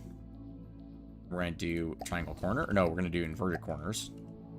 Wait. How are we going to do this? The square corners? There we go. Square corners. And then we're going to do control decoration here. Add decoration. We're going to pick article cannon. Melee lens, because I like the look of it. And we're going to move that forward a bit. Bring it out. And we're going to flatten it. So, forward back positioning, let's do... like, 0.7 is probably fine, because I want to be in the block. I want it to... forward back scaling? Yeah, I want to smush it. I want to smush it real flat. Basically, so it looks like a dome-like kind of thing. There we go. I like the idea of that, actually. And then, roll X on the heavy armor slope, add new decoration. Article cannon. Tube, 1 meter. And we're going to... Alright, he's flying around now, apparently. We're going to do... pitch? Nope, not pitch. Yaw. Yes, yaw, but the other direction. Probably a 45-degree angle to match the angle. We're going to do forward back scaling. He's getting really freaking close, and I'm getting nervous about that. Left-right scaling? Left-right scaling. Come on. Do even flatter than that. So I basically just want it to look like a thing on the front of it. Need to be a little longer than that. Do forward-back scaling, so it looks a little bigger. We'll do up-down scaling, make it shorter. I want to, like, connect right there on the edges. Basically, is all I want it to do. How's that look? It's better, but not perfect yet. Let's do a little bit more forward-back, so that the front of it is inside of it. Ooh, hang on. To do that, I need to angle it more. Do 46 degrees? Nope, gonna need more than that, or it needs to be flatter than that.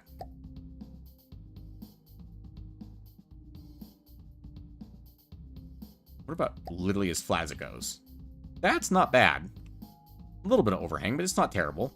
Okay, we're gonna do apply with mirror. And then we're going to do copy all. We're going to do paste all. Except we're going to change this so instead of yaw, it should be, what, our roll? That needs to be 46 degrees? I have broken it.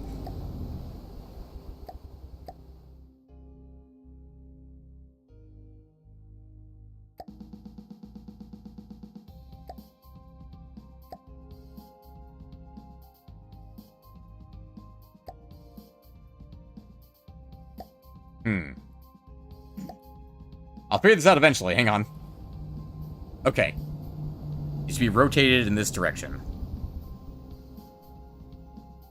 What is wrong with my brain? Why is this not working in my brain? Should be... We want to adjust the pitch by 46. Negative 46, apparently. Okay, negative 46. We want to roll it 90 degrees to the side. There we go. Perfect. It's about perfect. No one's going to look that close to this thing, okay? If anyone does, I'm going to be upset with you. No, I'm just kidding. Control X, paste all. And then we just got to flip this, so it should be, what, negative 90? No, that's the same thing, genius. This needs to be positive 46. There we go. There we go. Now we have our little tiny shield. And I'm going to take the planar shield protector. And I'm not going to bother with that because each one's going to be set up individually. That's fine. There we go. This is our little shield drone. Let's go ahead and do square corners. Do just like that. That's not the right one. Hang on. What is the right one here? Oh, it needs to be 3 meters, first of all. Okay, that worked on this side. Why does that not work on this side? I'm very confused why that's not working on this side specifically. Ah, pushing all the wrong buttons. Can I help you? Like, that certainly looks okay, but not as good as this side does. That's square corner. This is triangle corner. I tried square corner. It didn't work. Looked very good. It doesn't look anywhere near as good as the other side. Yeah, does it rotate the wrong direction? No. No, that's not the problem.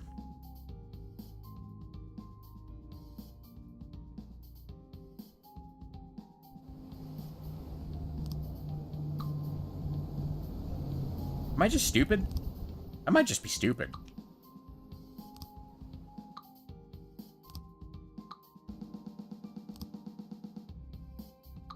Why doesn't that look right?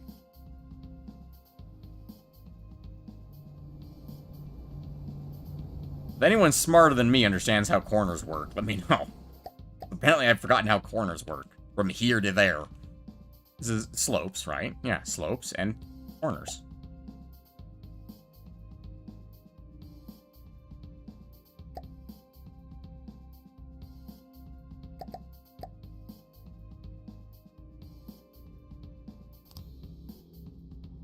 Why doesn't that work?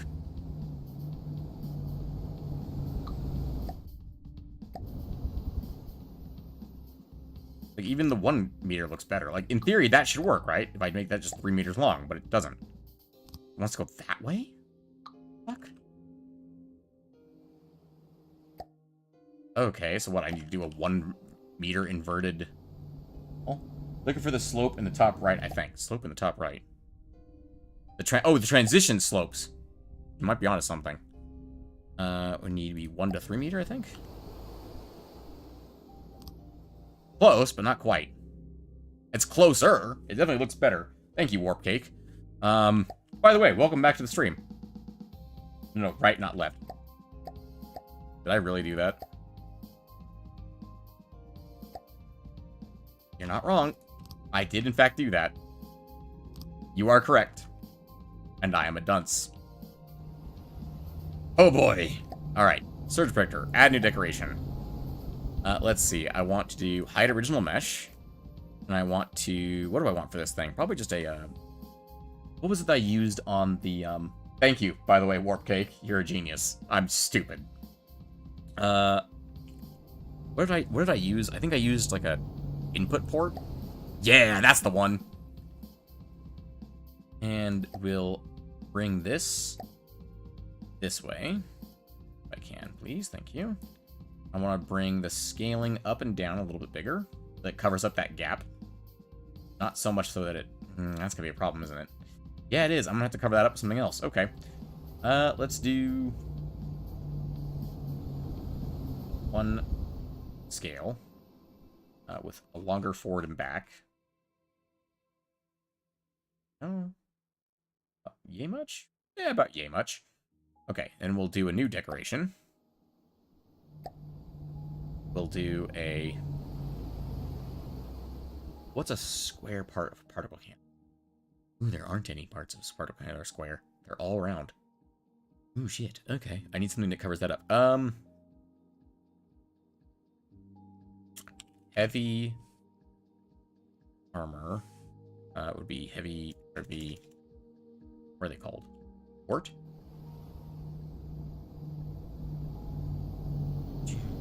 Let's do a metal porthole. That's not right. Vent? Nope. It's a grate that goes in front of things. It's not called a grate, is it? No, it's not. There are several of these over on the frickin' thing. Hang on. Alloy. I just scroll, I'll see it. Duct. They're called ducts. Go. Heavy armor duct, 1 by 1. That filter, so it hides all that crap. And we're hello again, catapult. We're gonna bring you back. You're inside of the housing. We're gonna make you main fleet color. And there we go. We have a duct with a tube coming out of it. That's exactly what I wanted. It looks really stupid, but that's exactly what I want. It wants to look stupid. Because it's tiny, no one will suspect it, and it's made of solid heavy armor, so it'll be very, very durable. But people will see that and think, oh, it's a particle cannon. Maybe. People will see that and think it's a particle cannon. And then it protects a shield instead, because fuck you. Although, actually, if I made that a Terminator, would it look better? Let's test, shall we? Instead of a particle cannon input port, what if we did a particle Terminator?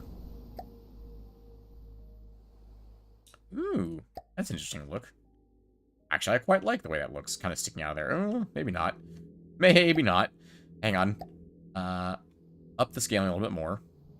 And bring it in a bit more.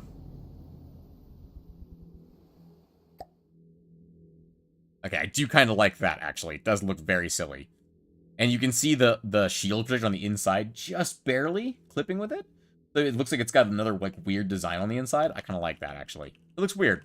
It looks weird, and that's what I'm here for. What if we flipped it?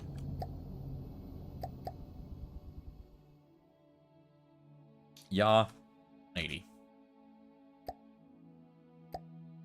Ooh, that's funky. And we did that. Probably make it bigger. Or it clips. I like them big. I like them chunky. My name is Mo. Yeah, you know what? I like that. It looks like a weird little nodule that sticks up out of the end of a ship. And it might, on the surface level, fool someone to think this is a particle cannon instead of a shield. Alright. And it should be able to get electricity from its parent, which means it shouldn't actually need... Ooh, it's gonna need energy, though, isn't it? Yeah, it is. Wait, no, it's not, because it's gonna pull engine power from its parent. It should be able to do that. I shouldn't be completely crazy. Save. Hold this, pause the game. Save vehicle. Oh, right. 30 block minimum to save on saving to avoid you accidentally saving over your larger creation. Make sure I'm saving on the right thing. You know what? Yep. Let's just double check to make sure I'm correct. He's not wrong in that. Shield drone.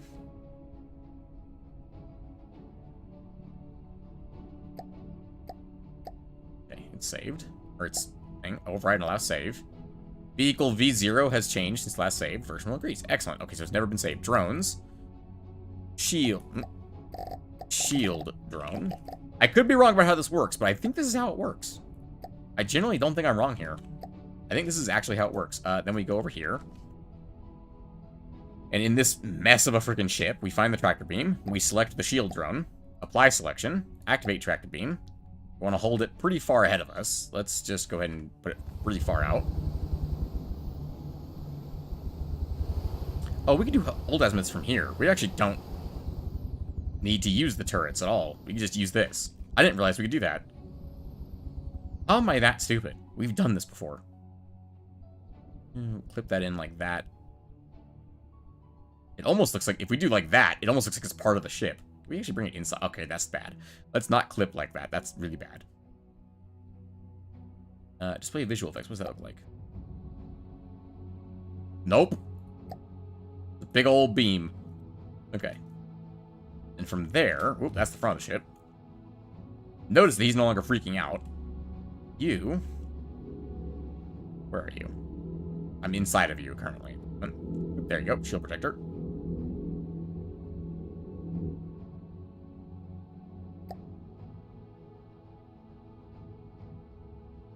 Shield protector. You'd be able to do...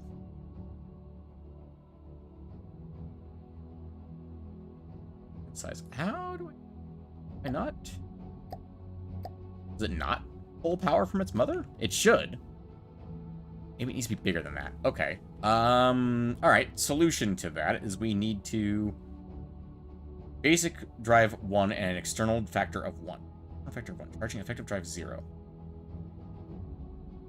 Can I make a charge from the mother? Should be able to do that. Watch, they fixed this since the last time I found out about this. Watch. And I just don't know. Let's get rid of the surge protector in the back. And we'll do resources, battery, and electric engine on it. That works. Okay, so it just has to have the electric, it just has the battery and the electric engine, which is fine. Those are both still hidden back there. That's fine with me. We're gonna basically max out. Oh, actually, it doesn't need to be max. It needs to be about yay big. A bit bigger than that, thank you. Do yay. We want maximum strength, by the way. Increase that to like 9 meters. And then we want a pretty much maxed out width. Interesting, it's not able to maintain that. That's fair. Power available, 89. Okay, so it can't go above the amount of power we have. So we actually do need to redesign this real quick to be a slightly bigger drone. That's important. Go ahead and shut off the tractor beam then.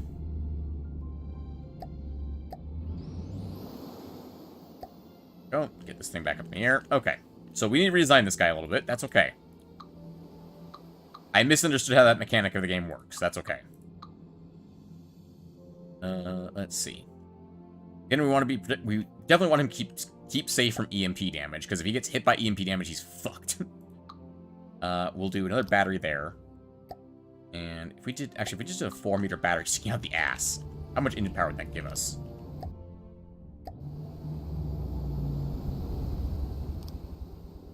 $359. Is not enough to power up the shield. Interesting. Okay. How much does it take? Maximum power is 500. Ooh, okay, that's a lot. Okay. We did a width of... Okay. Here's what we're gonna do. Scrap this. Scrap this. Do big ass 3x3 battery. Several of them, in fact. Slap an electric engine on the end of this thing. That we have all the power we could possibly need. And we'll turn this back up to 10 power. Yes, it is. Okay, if we make this a maximum size shield, how much power does that take? 2,500. Which is about how much we have on this thing. So, let's go ahead and get this thing pulled up into the air. Boy, you, stop it.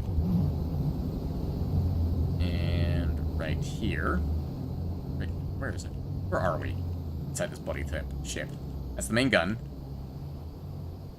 This is the front. This is the front. God damn it.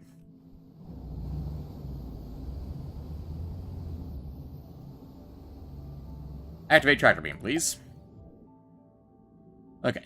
Obviously, that is too big. We do not need a shield that big. It's ridiculous looking. But, and there we go. It is getting engine power from its parent. That's important. Wait, is it? Hang on. Whoop. Where are you? No, it's getting electricity from its parent. Okay, and that's refilling the engine. Okay. Which actually is not enough power to power a maximum size shield. But it's damn close. I mean, we don't need a maximum size shield. Oh, wait, yes, we don't actually have it here. I want that turned to max. Interesting. Range reduces it. Well, let's get range way in, because the tractor beams are doing all the range for us. We just need this just barely poking in front of the dang thing. Okay. Oh, shields affect plasmas now. Since when? Huh. Good to know. That's actually really useful for our ship, because our ship's going to be very vulnerable to plasma damage. Okay. So, we need to, first of all, change the angle significantly. Because remember, bullets are coming from below us, not in front of us. I mean, they are coming from us, but they're mostly coming from below us. The height does not need to be that severe. We've already saved ourselves a lot of power here, ladies and gentlemen. Let's see. Let's reduce our height a bit more. We increase the angle more. What if we just went straight to like 45 degrees? All the way to max. We went just barely in front of us. Then we increase the height. Because it doesn't need to cover the middle. So we can reduce the width down to like halfway through the main gun. Halfway through the APS guns. Actually, this like right here is perfect for this. That's pretty much perfect right there. Okay. Because we're gonna put 4 of these on here, remember? So we'll do that.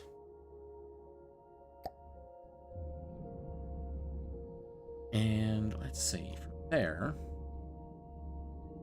this requires a total power of 495.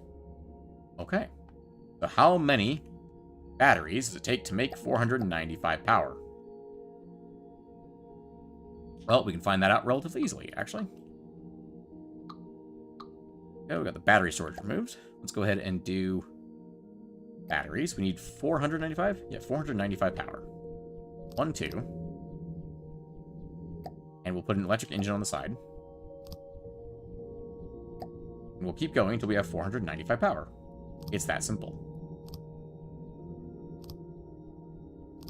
That many batteries. So 6. We need 6 1x1 batteries to be able to power up the shield to full strength. Well, arguably, I'd want a little more, because keep in mind, it's not just needs to be at full strength, it needs to be able to maintain that strength. Maybe 7? Would be good to have, just to have a little extra there. Which means, if we're going for like 7, a 2-meter cube would work perfectly, but that expands the size. We could do a 3x3 battery in the front. That could work. Alright, let's get this thing undocked so we can work on it a little bit better without having the ship in the way. And it was just destroyed. Excellent. Fantastic. Wonderful.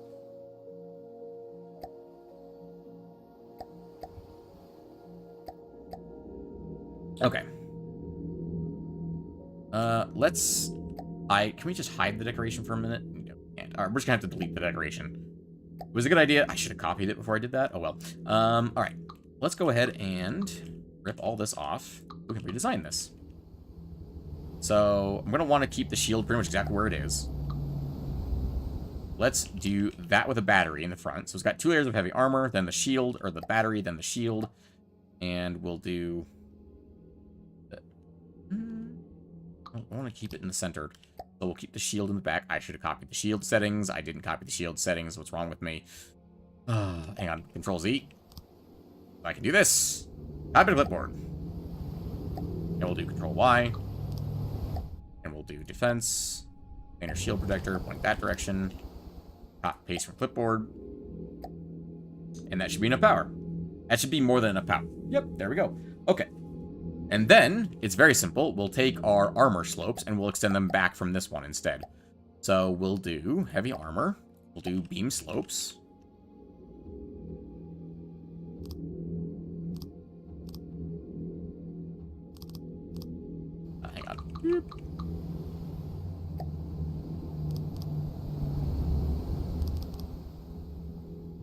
Gonna look a bit boxier than before, but that's okay. And I'm gonna fill this inside with surge protectors, because fuck them. Because they ain't killing my thing. Not easily.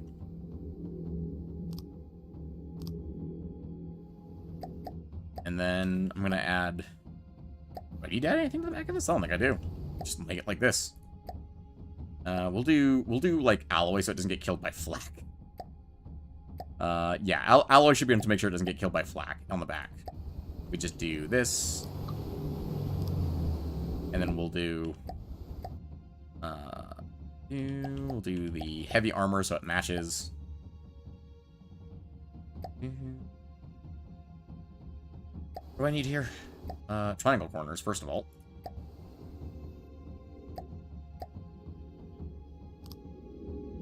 And now instead of a square back, it's a triangle back. So I guess this works out in any way, in the long run. 2 meter back.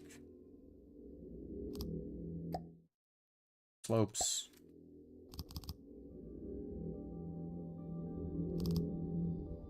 Slope. And then,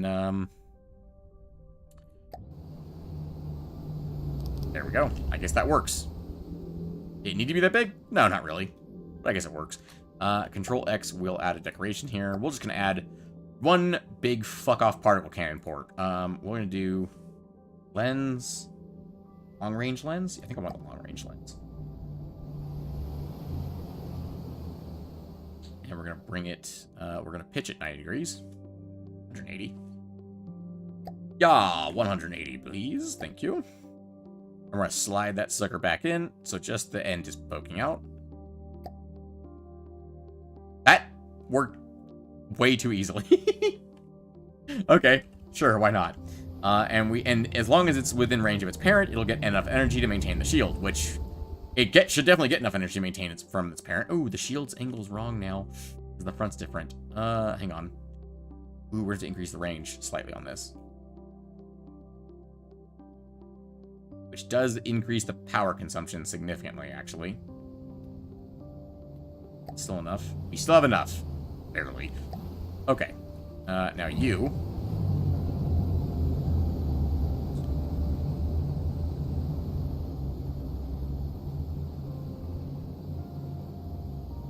Tractor beam. Activate tractor beam, please. There it is.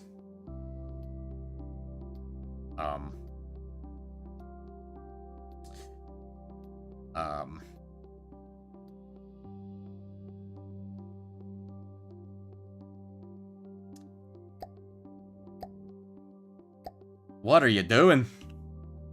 Shields take more power as they get hit, or is it always that constant drain? I believe they take more power as they get hit. Like, replenishing the shield's strength takes the same amount of power, which means it will take more over time. And if it's not being refilled constantly, because I'm worried about that, it won't be repaired as instantly, or won't be refreshed instantly. And also, real quick, miscellaneous air tentacles, because it bashed its own shield drones out of existence.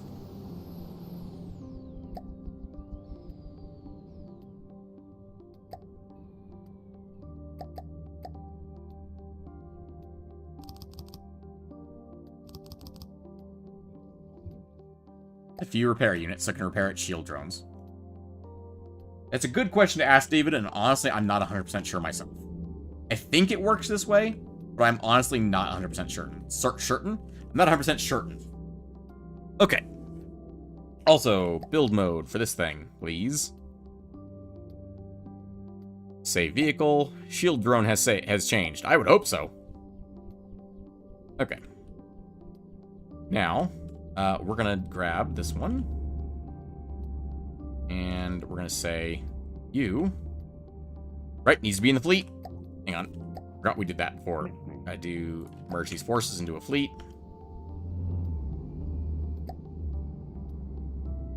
The sub-vehicle spawner. Shield drone. Firm selection of sub-vehicle. Alright, now we need 3 more of those. Load vehicle. Shield drone.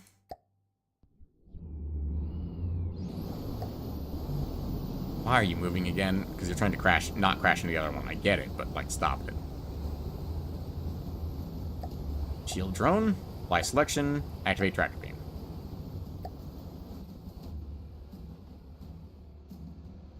What?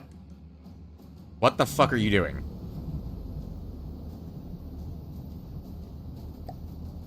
Oh my god. Okay, hang on. What are the settings I have on this guy? 48 meters. What do you mean taken? Wait, did he just yank the other shield? Oh my god. Where's the other shield drone? They don't have AIs. They're not showing up? What? Hey, 48 meters.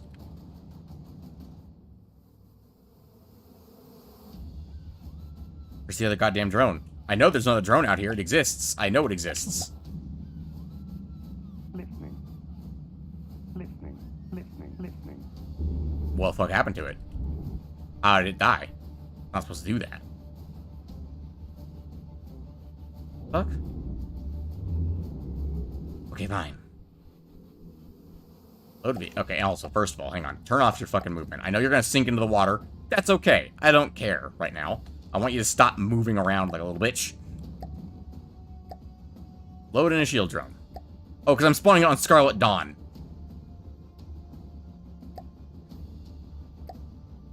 My team, please. I'm a moron. Okay. You take this shield drone, apply selection. Already got the tractor beam on. Good. Listening. Merge these forces. See, the game's not bad. I'm just stupid. Oh, hang on. Real quick. This one needs to be this shield drone. And this one needs to be this shield drone.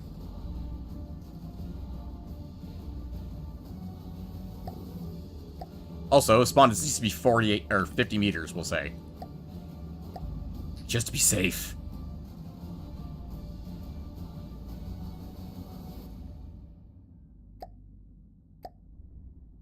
I made a fort with shields all around it, but wasn't how much power I needed. If they only take like 600, I can load it up with a ton more since it has 1 million.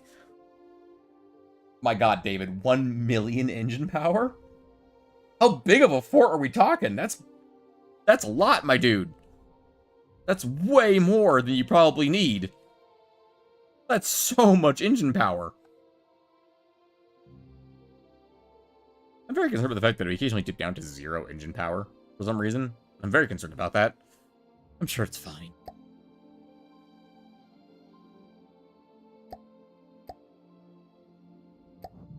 Listening. Wait. There are 4 shield drones? Okay.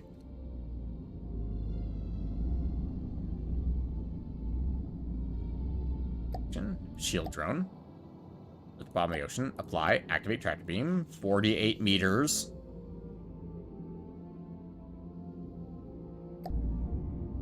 You.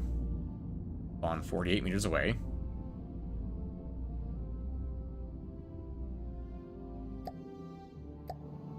This one. Confirm selection of sub-vehicle.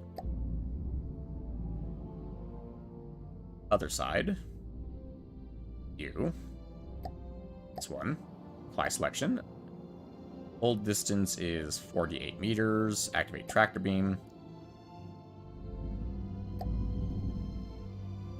Ooh, okay, I'm gonna have to move those actually, because they're inside our engine pods. Those are a bit concerning, but it'll be fine. It'll be fine. I promise. I'll figure it out. I promise. And you, I want to take this guy. Confirm selection. Spawn distance is 50. Please. Also, just to make sure. The other one's 50, right? They're all 50.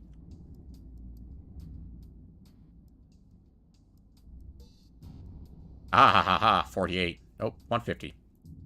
Want them to be nice and safely far away from the ship. Okay, now then. Can you actually get out of the water?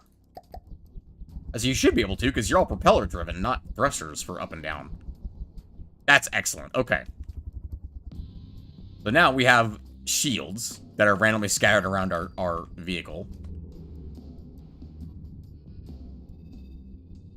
Pretty big fort, cost about 500,000, but it kept falling on part of me because the engine thing's losing power, so I just slapped on the biggest steam engine I I could to make it stop. A fort around 500k should not require 1,000,000 engine power. You're probably going to want to scale it down a little bit here and there, you know? It's how you learn steam engines. You know what? That's fair. If that's how you learned how to make your big steam engines, that's entirely fair. No kill quite like overkill. One of the things I'll give every single one of my viewers, if you're going to buy this game, I'm going to give you a really important tip right now. Learn to build small things. It will help you build big things without, like, cost overruns, basically. It really will, I promise. Let's go ahead and hold, like, azimuth, like, 4 degrees on this. On these ones. No. There's a tiny gap in the middle. Oh, wait, that tilted the other way. I need that one to be -4.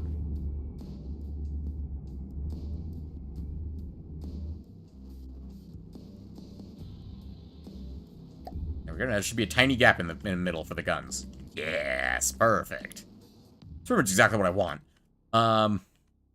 And then we're going to... These guys don't need to be as wide, but they also need to be a little farther forward as far as the tractor beams are concerned.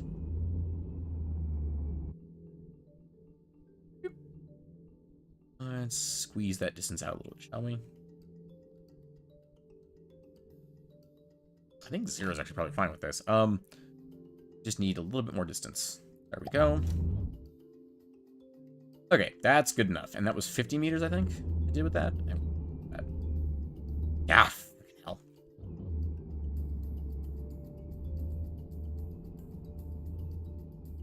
$52 meters. We'll do the same thing on this side. When you're in build mode, it doesn't actually zoom out, but if you're not in build mode, it zooms out to face the drone. That's interesting. Okay. Is that perfect? No, not even fucking slightly. But it gets the job done.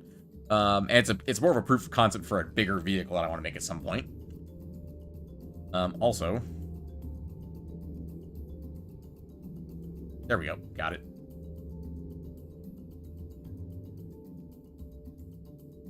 I'm able to zoom out, but I'm not able. Which is interesting. Okay, then we're just gonna have to trust that I get the right color here. I want very small, and we're gonna do green shields on this guy. Very Klingon here. Actually, Klingons have like yellow shields, don't they? Yeah, Klingons have like yellow shields. Let's go with a yellow. That's not how you make yellow, brain. Put that kind of off yellow color.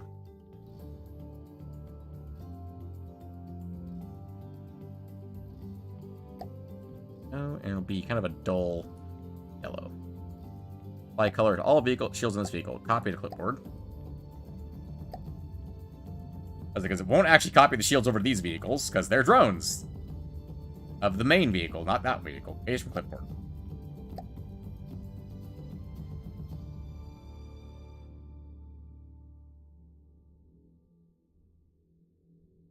Paste from clipboard.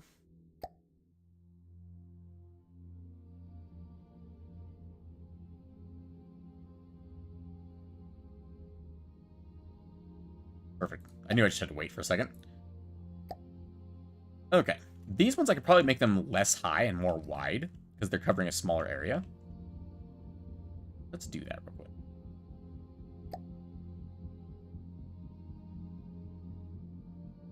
So this one I have to be in build mode to zoom in. Good to know.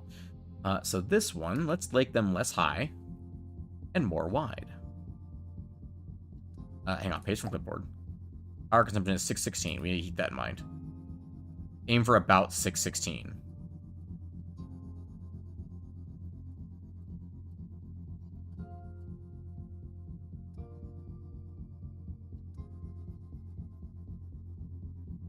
And 615 is fine. You copy the clipboard. And we'll bring that other one. There you go. We've mostly stabilized in terms of height now. Still pretty noticeable when you're this far out, though. I'll do paste with clipboard. There we go. Now we have a, like, variety of actual shields that are facing things. So in theory, that'll help a little bit. It should help a little bit, and more importantly, first of all, hang on.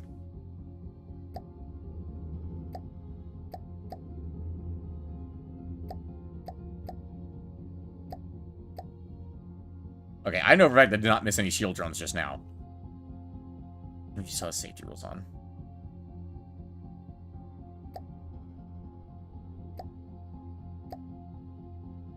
Oh, okay. Alright. That's all of you boys. Real quick, so those don't pop up in the future. Mode. Save vehicle, shield drone. It has changed, you just don't know how. Don't worry about it. Alright, that way they don't pop up in the future when we spawn this thing back in. Alright, now real quick, let's do a... All those are mothership. Yep, perfect. Excellent. Save catapult. As catapult. Destroy all vehicles. And spawn in a catapult. It should spawn in with its drones.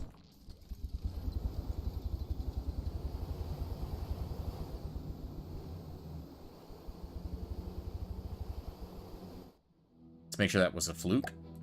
Or wasn't a fluke.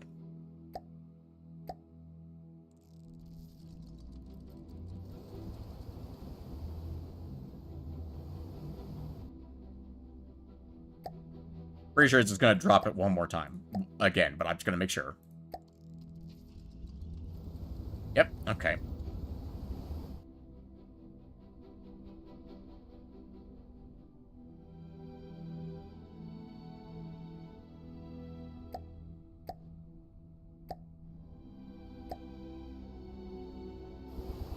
Get back up here, young man. There you go. Man overboard. Pretty much. Okay, let's go ahead and... Why are we struggling so much right now to maintain our altitude? What the fuck is going on?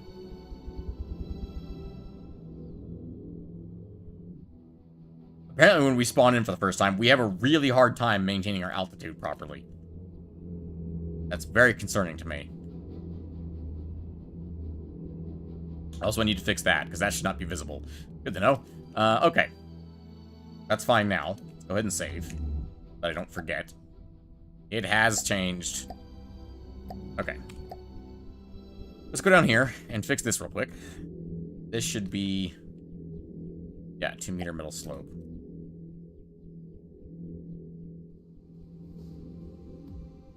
That. Then, like this as well. Or we don't have anywhere else we can put the CWIS controller on that one. You know what? That does pose a problem with the main gun. The main gun's AI is going to have to be, like, right here.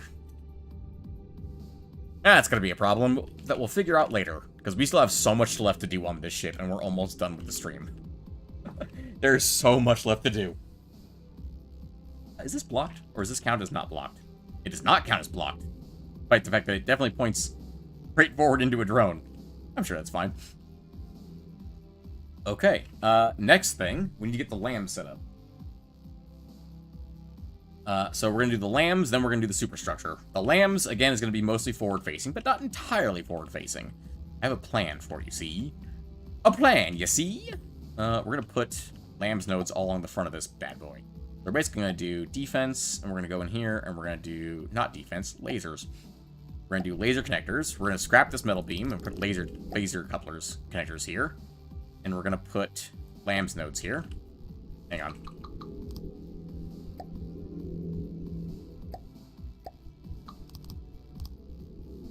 And we're going to put a laser transceiver here. Doesn't really matter where this one points, because this is the end of the line. Actually, it does matter. Nice to point like this.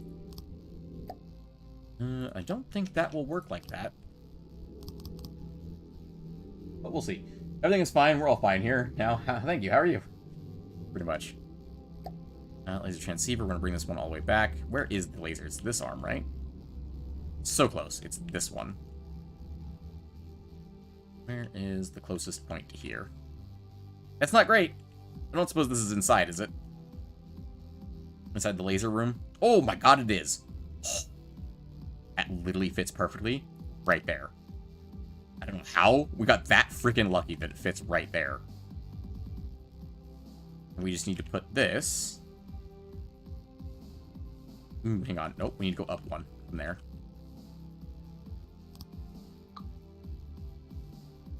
Do laser connector there, so that's connected now. We need to go out right to here, I believe, if I'm not mistaken. Yep, right to there. Point it this way. And inside this alloy beam is where we shall place the transceiver. And we're going to put a alloy 3-meter beam back here. Shh, no one will notice this one's different. It's fine.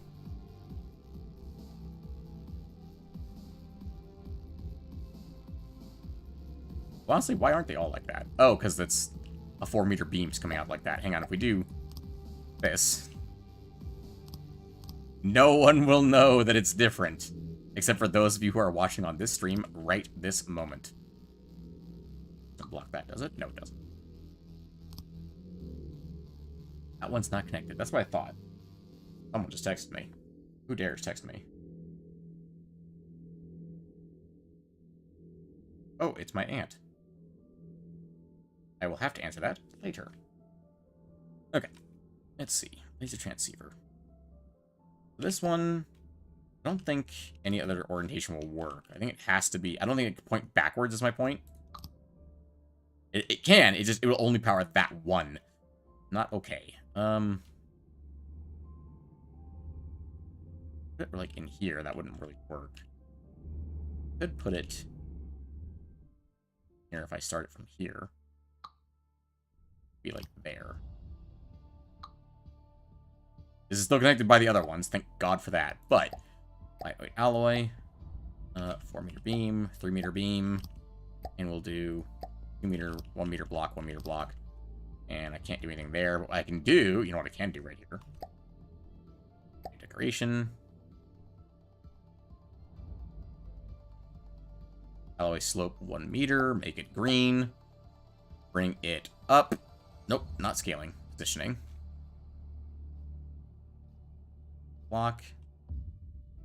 Yaw at 90 degrees. Negative 90 degrees, there we go. Copy the things of this decoration. Paste in new decoration. That's the wrong decoration. Delete this decoration. Add new decoration. Paste the settings. Except bring the scaling, not scaling, positioning. Yeah. Why did that do that? Positioning down 1 block instead of positive 1 block. And then we want to roll it 180. Oh my god, I did that right in the first try. Look at that, ladies and gentlemen. You can't even tell there's a transceiver in there now. Alright, and then... none of this is connected. Right, because I haven't actually connected it yet. Probably help if I actually connected it, because right now it's... this is an alloy beam. This is an alloy block. Is a transceiver. This pointed inwards like that, and there we go. Haven't even seen that decoration chicanery. You haven't? David, how many of my streams have you watched? We use decoration every time we build stuff nowadays. At least I try to. And we're gonna add new decoration here, and we're gonna do same thing. It's gonna be the same armor. Light block? Alloy. Hang on. Alloy block. Lightweight alloy block, so it's called. There we go. And perfect, just like that. Or do you mean you haven't seen such amazing prowess of decoration chicanery? No, I'm terrible. Won't let me toot my own horn. That's not a real thing I should do. Or be allowed to do. Anyway, that's our forward-facing lambs. There's a freaking laser beam here. Now, hang on, can I get rid of that? Can you hide the laser? I don't want the laser to be visible. It's not a very good lambs. I just don't want there to be a laser visible. Because it's like, ah, yes, there's your lambs. I know exactly where it is. I'm going to shoot it. Although, admittedly... Honey, you're busy with someone on Discord. Fair enough. Were you getting that spam bot removed? That's like, sounds like something you should do. Let's see. I don't want to add, like, lambs nodes up, like, here. So they're, like, up out of the way. Like, here.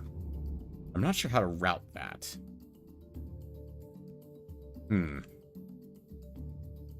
I'm not sure. Honestly, I'm really not sure with that one. Let's test this real quick. Let's test how much that actually helps. Let's do... Come down here. Let's see. What color should our lamps be on this thing? Let's go with green, because the Klingons fire green lasers. Boop. Doesn't spam, it just appears every now and again. I mean, again, that sounds like a you problem then, my man. Target all projectile types. Yes. Fire within smoke? Yes. Copy to all on vehicle. They should all fire green lasers now. Yes. Green lasers. Yes. Alright, let's go ahead and spawn in a Cavalier.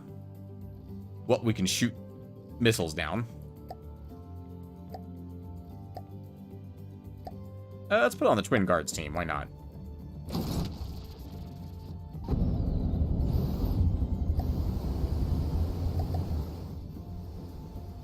So we should see the missiles come in. Ooh, interesting. The lambs react very differently without Q switches on them. I did not realize that they fired like that. They fire pretty much all their power in one go. That's interesting. I mean, it's working. It's just, why aren't these firing? Answering hold fire due to failsafe. Because the drones?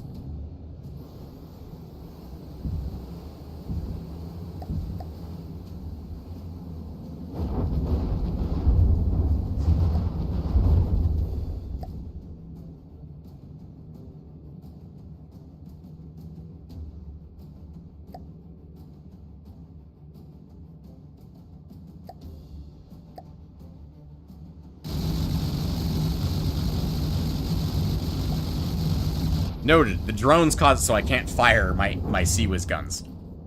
That means I think these two drones need to move a bit further away. Okay. So let's change what we just did there. Let's put ourselves in God mode, because we're not shooting down any missiles while we're not firing at them. That's for damn sure. Let's put that back to what we just did.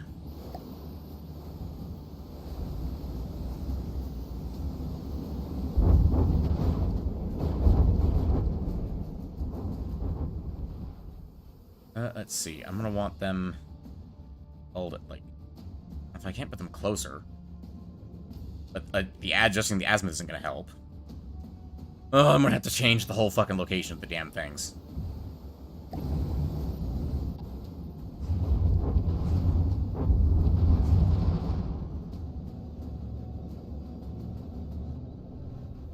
Okay. That's in here. The other ones are fine. I'm gonna need to move these over, like, 5 or 6 blocks. So they're gonna be out in the wings. Okay.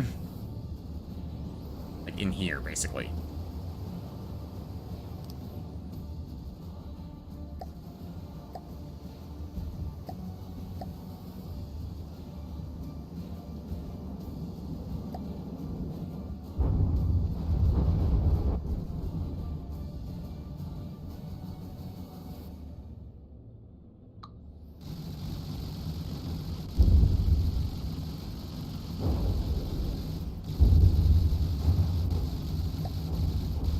Good news, the guns are firing.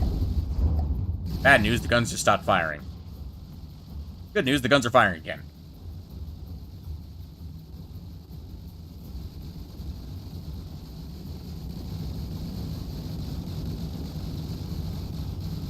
Here come some missiles. So with the combination of the guns and the lambs, we shouldn't have to deal with any missiles. Also, I need to remove the Q switches from the lambs. I completely forgot. Until I was watching them shoot again.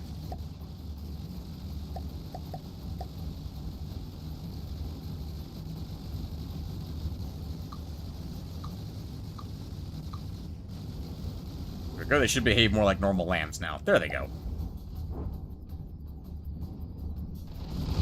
Is it perfect? No. Do I care? Not really. The idea is that it will help. The idea isn't that we... Remember, it's like an onion. We use layers of defense. Our first layer, dodge. Second, or actually our first layer is kill the enemy before they fire any missiles. Probably not going to happen.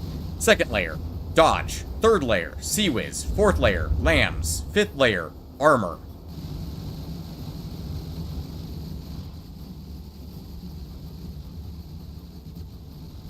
And that works much better. The center is a little bit more unprotected now, but that's okay, because remember, the center is a wall of heavy armor. About 10 meters thick. So it should get the job done pretty effectively.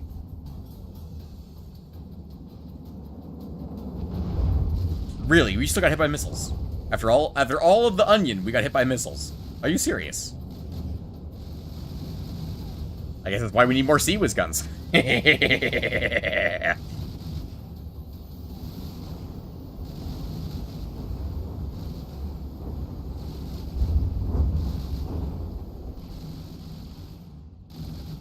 Okay, the Cavalier clearly is not going to hit anything anymore. Let's go ahead and destroy enemy vehicles. I don't know if this is going to work, but we're going to spawn in an enemy.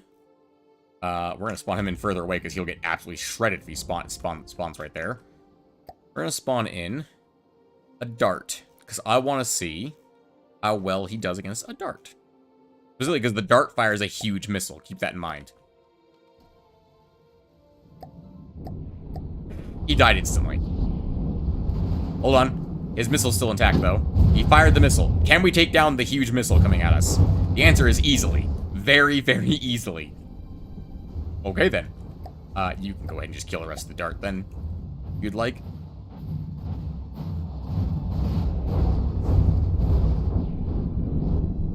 Yeah, it turns out Flak is really good against an enemy that doesn't have armor.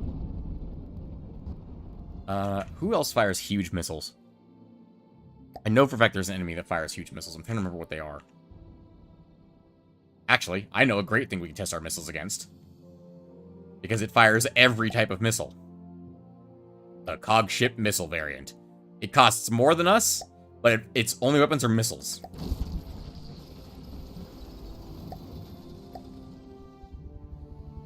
This is going to be a fight. Well, it's going to be something once it fires its missiles at us. There they go. If these missiles do not all get intercepted, then we have failed. The purple, remember, the purple one at the top that is the huge missile. Ooh, they're all getting shot down. Ooh, the red one made impact. Some of the indigo ones did get shot down. That did pretty good.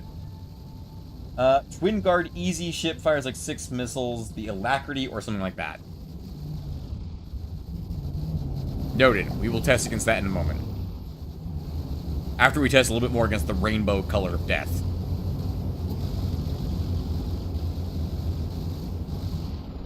The lambs are hitting missiles.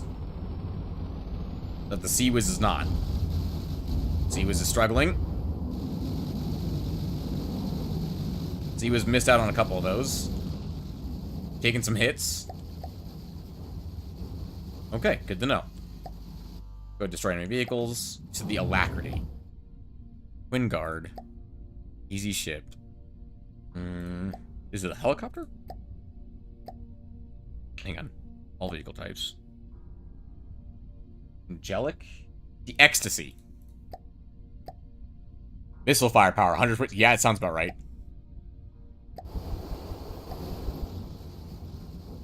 We're gonna take a quick look just to make sure we have the right type of ship and missiles. Are those huges or larges?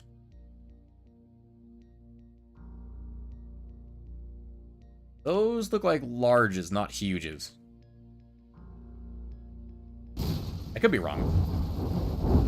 Also, are these missiles or torpedoes? Where the fuck are they going?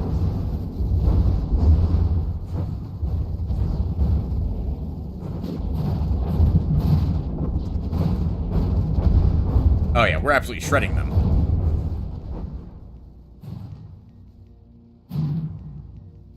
Excuse me, guns, why are you not firing at that missile? If the lambs can see it, you can see it. There's an Onyx Watch ship that fires huge missiles. Hang on. Destroy enemy vehicles. And I know which one it is. Onyx Watch. Godly. It's the Stronghold. The Stronghold fires huge missiles. I think the Trebuchet does too. I think.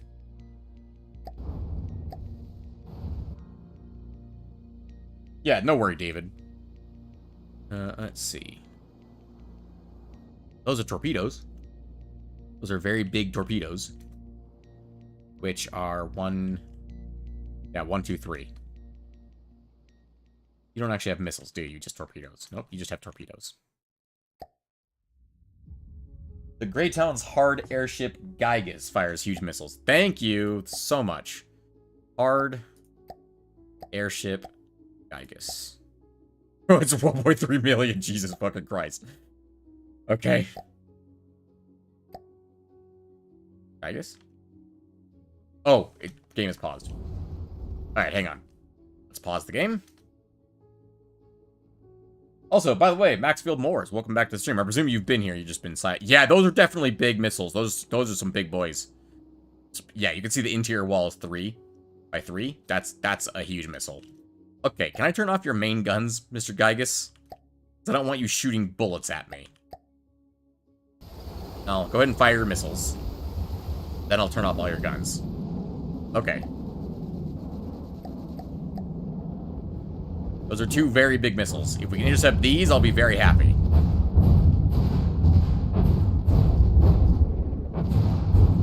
Why are they going sideways?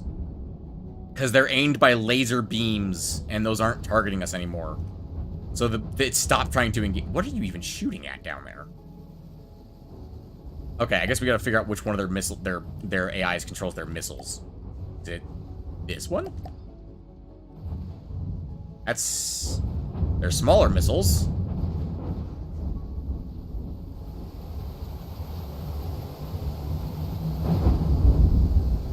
The smaller missiles we intercepted, by the way, which is nice. I don't think it fires the big missiles. No. No, not that one. This one.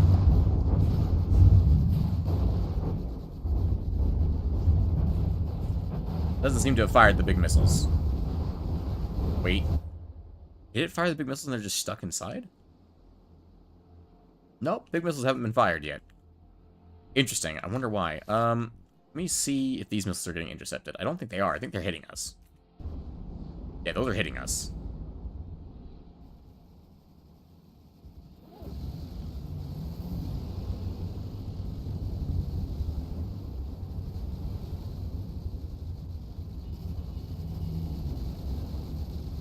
It was the AI that shoots the missiles.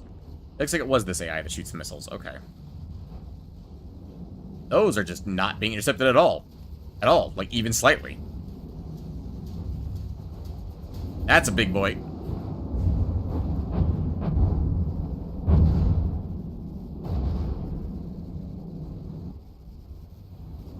That's no bueno. We got hit by that. And it fires 4 of those. We couldn't intercept 1, let alone 4. Although they actually managed to avoid them. We managed to avoid them via the second layer of the onion, which is dodge. Which is concerning to me, but we did manage it. Like, it's concerning that we managed it, is my point.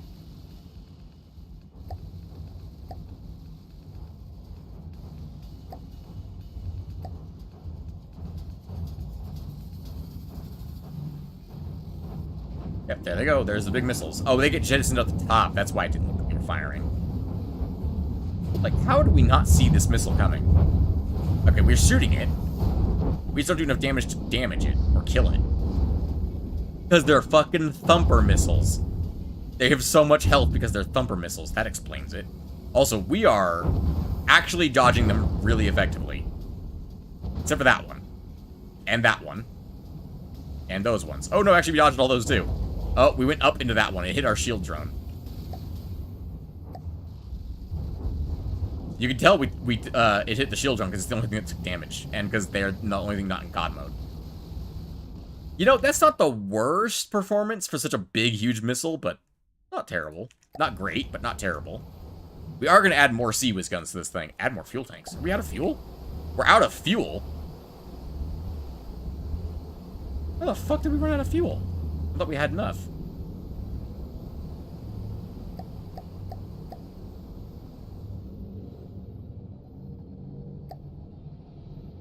Huh.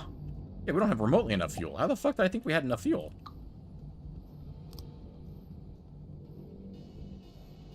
Oh, fuck it. I'll fix that right the fuck now.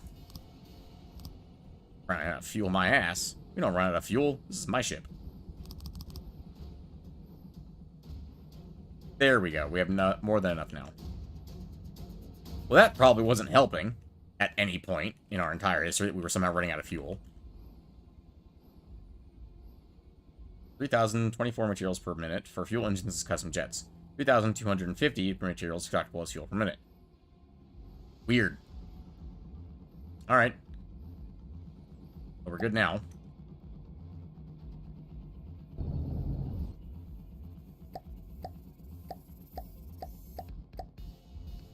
Okay. I know there's no material storage on the drones. That's not important. Okay. Let's see. We have the drones. We have the CIWS. Main CIWS, at least. We have a few of the LAMS nodes, which is fine. Lasers are really sucky, so that's okay. Pumps can fill cavities in only 13.9 seconds if you're adding more storage or single input cavities. I don't really have space to add anything to the LAMS node. Remember, it's not good LAMS. It's just LAMS. It's just there as extra, essentially. Can I tell the LAMS to target smaller missiles first? I don't know if I can. Alright, diameter priority multiplier. Value less than 1 means small missiles and APS shells. Yep.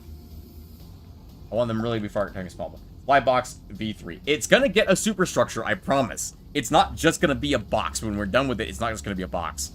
The problem is we're not gonna have time today to finish the fucking superstructure. Because the stream ends in, like, 13 minutes. Because it's not the weekend yet. Not for me, at least. Okay, let's see. But I promise there'll be a superstructure. I promise. It won't just be a flying box. It'll have an actual superstructure. I promise. Anyway, what was I doing next? I have the CIWS. I have the lasers. I have the shield drones. I have the engines. Still turns to 0 occasionally. Very concerning. I think that's everything. Is it time to actually work on superstructure? Oh shit, it might be. It might actually be time to work on the superstructure. It's a superstructure. Probably going to be made out of alloy, because I want it to be very lightweight.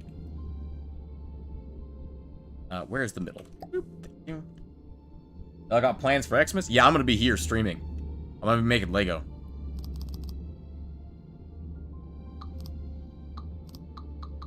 Okay. I want the superstructure to start, like, here.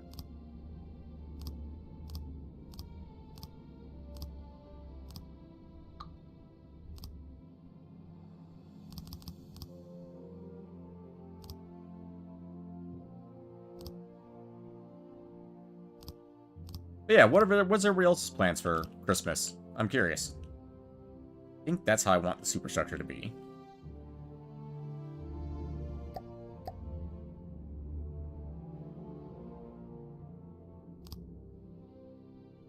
Christmas and Legos is like biscuits and gravy, right? I started it almost as a joke last year because I didn't have anything to do on Christmas. Because I had just broken up with my ex. That was the first Christmas I've been alone for a while. And, I basically did it as a joke because I could, basically. And if I do it again this year, that makes it an annual tradition. Which is a whole thing. My phone just reminded me that it's time to stop the stream.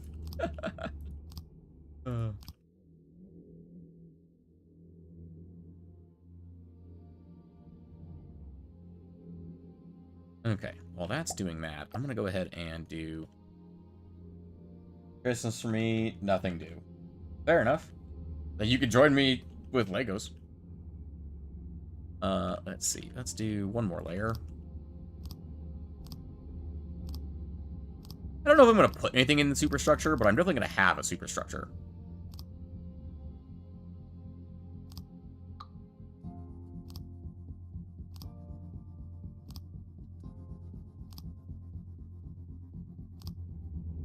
I might put some, like, simple guns up here. Actually, adding, like, an additional AI for a third layer of CIWS that fires at more different targets might not be a terrible idea up here. Go to your parents' house for the weekend? That's cool.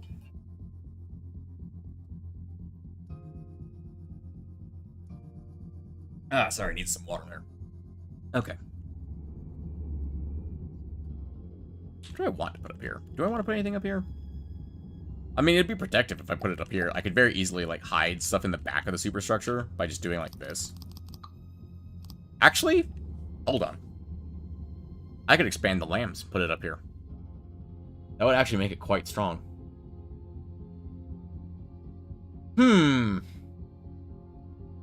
Interesting idea. I did also want to put missiles up here.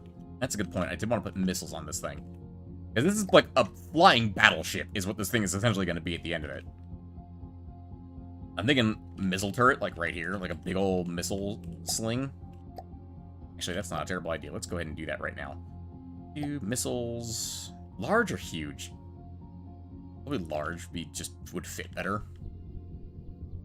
Because they come off of the side here. In terms of this, we'll do the 4x4 hatch up here. That thing is honestly sick. Going over to your parents' house? I don't understand. What? Why is that not mirrored? Reminds me of that one airship in Avatar. Oh, okay, I see what you're talking about. Also, why the fuck is that not being mirrored? Look.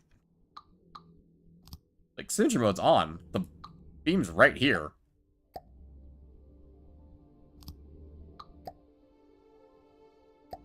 That'll get mirrored, but not the catch. Excuse me? Wait. Excuse me, what? How the fuck does that work? Because it's not... It rotates on the center point. I understand now. I was very fucking confused and very scared for a second there. I was like, that doesn't make sense. The good Avatar or the blue one? I mean, the blue one's is good. The movie is great. We don't talk about the movie Avatar: The Last Airbender. That doesn't exist. They've never made a movie for Avatar: The Last Airbender. There's Avatar, the great movie, and Avatar: The Last Airbender, the fantastic TV show, and that's it and nothing else. The blue one... Okay, Avatar's not bad. I don't... Like, the original Avatar grossed more than Titanic. It's not a bad movie. Is it a good plot? Not really. But, I mean, they literally used the name Unobtainium. Genuinely. But, it's not a bad movie in terms of visuals and the way it's told. Just the plot's not amazing. Like, I'll rag on it for a lot of things, but it's not a bad movie as far as most things go. Anyway, sorry, I'm getting distracted here. Oh, speaking of distractions, actually, perfect segue. Medium missile, medium launcher. This is an important thing that I'm actually going to bury back here in the thing. Do gantries.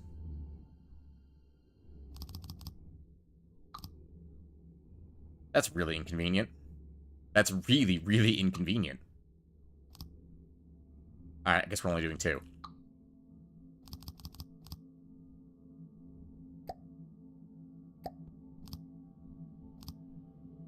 Agree to disagree on the blue people. I mean, I can't, there's no accounting for taste. Definitely made all the money, though. Yeah, exactly. Okay, we're gonna grab a missile. Yeah, we're gonna grab a controller.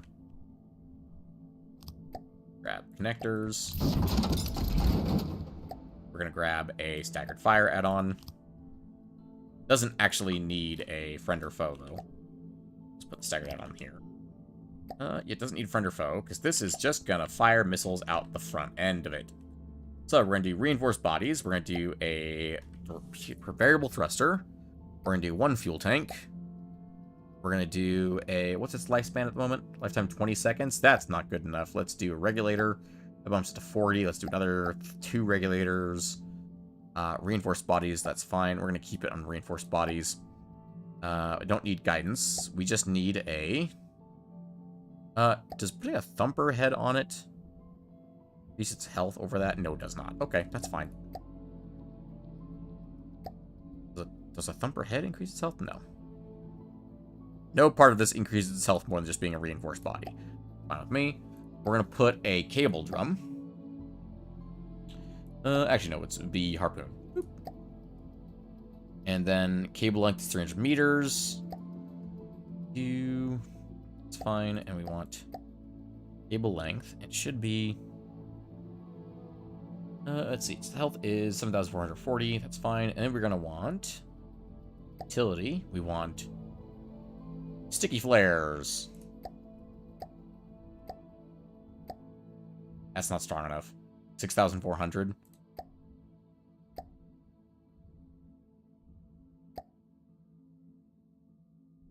Total heat production. Okay. Mean temperature and background temperature is 0.8. The this omnidirectional IR direction range of at least 90 meters. That's actually not bad. Temperature difference is generated by total component heat production of 1,000-ish, 1,500-ish centimeters cubed, and a volume of 16,573 meters. Huh. Wouldn't have expected us to actually run relatively cool. Only point, like, that's actually not very hot at all. Okay, what about radar? I'm pretty sure we're quite visible on radar, though, because we're freaking enormous. Cross-section, air, 21.86. Air, length, friction. Okay, not looking at air. Length, friction, we're just looking at I think that's on...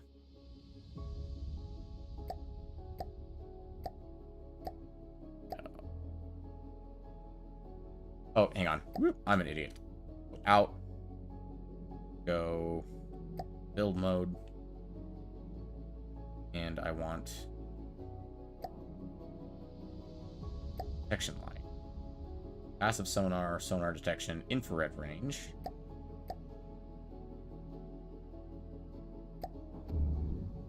No. Honestly, that's not terrible. It's what, like 80 meters? 252 if you're above, in front of us. 780 if you're, what, below us? Yeah, if you're below us, we're visible for 700 meters. Whew. And what about radar? Radar detection range, please. 1,140, 8,421 from below. 3,900 meters from the front. Yeah, that's pretty big. That's sizable, one might say. I don't know if these are going to be big enough then. I think we might need to go larges rather than mediums. Okay, with that information in mind... we don't need stickies, because we're actually not very hot, amazingly. We really just run really big on radar.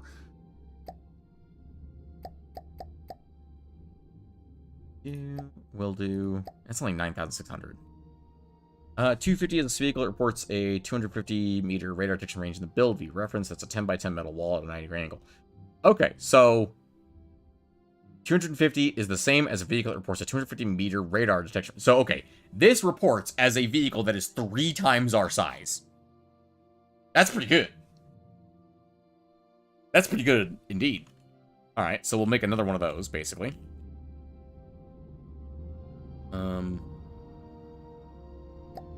Yeah, because the only other...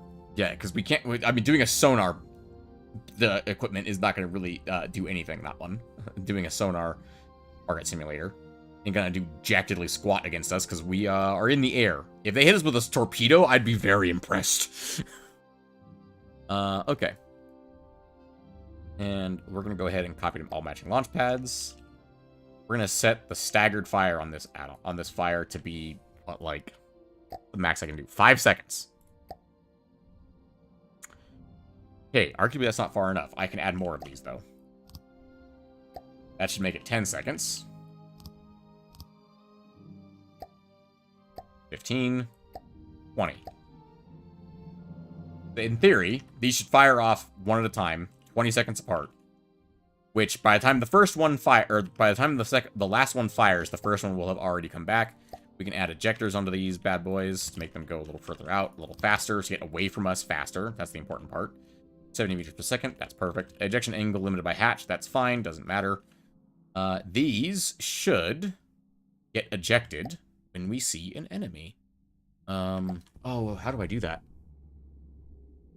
Oh, there's a way to do this. I'm trying to remember how. ACBs. ACBs. Win in combat, eject missiles. Do... Roll. Nope, not fire control. ACB. Right there. Okay. Target is weapons defenses. Missile systems should be heat decoys. Radar decoys. Sonar decoys. Power decoys. Signal channels. Chaff emitters? Oh, no, this is, that's individual parts. Right. Missile systems.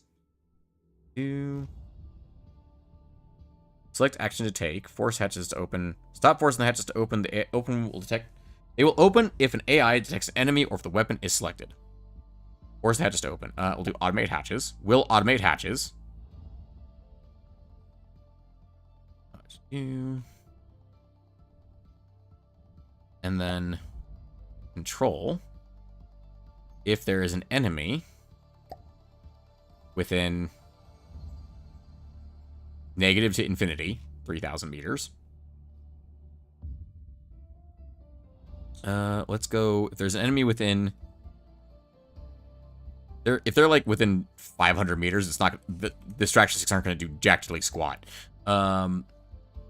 Within, let's go 4,500 meters. And we'll do.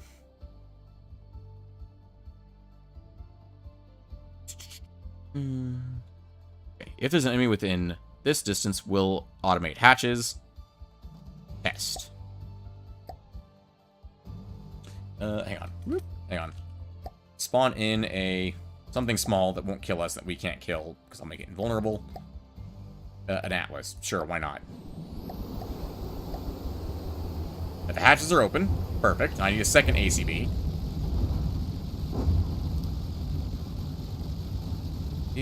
Enemy within 3,500 meters. Target action. Missile systems. Should be able to fire. Should be a fire button. Just force hatches open. Automate hatches. No, it should be a fire. Huh. AI, mainframes, wireless receivers, wireless transmitters, spin blocks, desired speed. Nope, none of that. Lambs, APS, launch pads. There we go. Set smoke color. I want you to fire your missiles. Weapon systems? Fire. No. You're not even firing, actually, for that matter. Hang on. Where's disable? Is enabled to disable that. N. No, it's Control N. I thought it was Control N. Not Control N? Hang on. Where's the freaking button for it? Microwave views. Sub object straight below.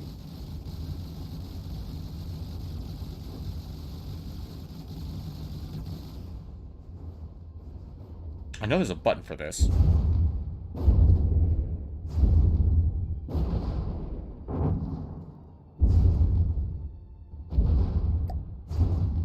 Everyone turn your weapons off. I'm tired of things exploding while I'm trying to figure this out. Shift N. Go. Distraction. Alright. Distraction. There we go. Name that distraction. You're looking for search pattern distraction is enabled. One block controlled. Excellent. We'll fire weapons if there's 3 enemies within 3,500 meters. There's an enemy right there within 3,500 meters. Why aren't you firing distraction sticks?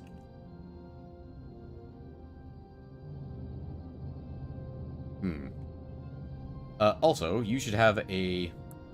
should turn your speed down. You need to be turned down way, way, way down.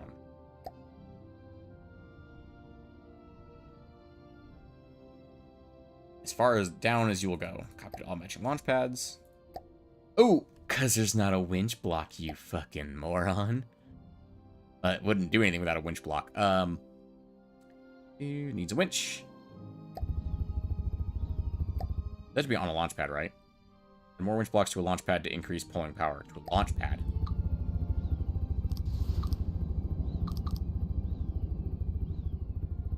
Release after time, 100 seconds. Break cable at max length. No, apply to all. There we go.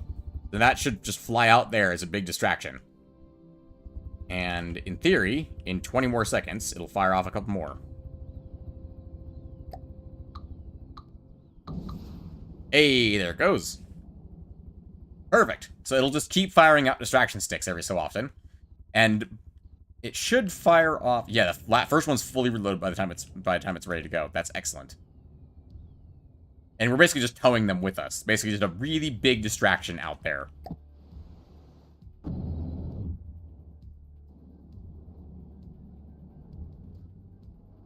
Did not mean to turn detection lines on like that. Oh, we're still towing them. And it looks like that one, that's our fourth one?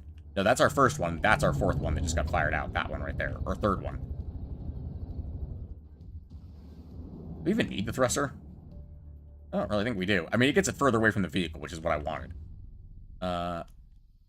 Atlas, I'm curious. If I turn your guns back on, are you going to actually shoot me, or are you going to shoot the gigantic ship? Or the gigantic missiles? Making a multi-shot musket. What? No? I don't know how you even got that from what we're doing here. Basically, we're just going to fire off a bunch of missiles that are just going to hang there, and they're going to be distractions for us. As long as they're alive, we're just going to keep distracting the enemy with those missiles. Okay. That's fine with me. And yes, I was right. The staggering, the add-on, adding more staggered add-ons do actually do more of that. Excellent. Okay. Looks like with the green lines. Does it? I'm inclined to disagree, but okay. We're going to go ahead and turn off detection lines. There we go. Okay. Wait, are we shooting down his fucking APS shells? He actually hurt us? I'm curious. Most of his APS shells we are shooting down. What if we turn our guns back on? Like, the Atlas is not a good ship. As evidenced by the fact that the flak is currently tearing it to shreds. If your ship can be destroyed by flak this easily, you know you're a bad ship. I'm not gonna lie, that may be the most satisfying death to an Atlas I've ever seen. Reminiscence of not knowing which one you were because I was busy, yes. I don't know. Muskets and... I mean, the green lines made them look more like lasers. I don't know. Maybe you should just get good, Tanya. I'm messing with you, you're fine.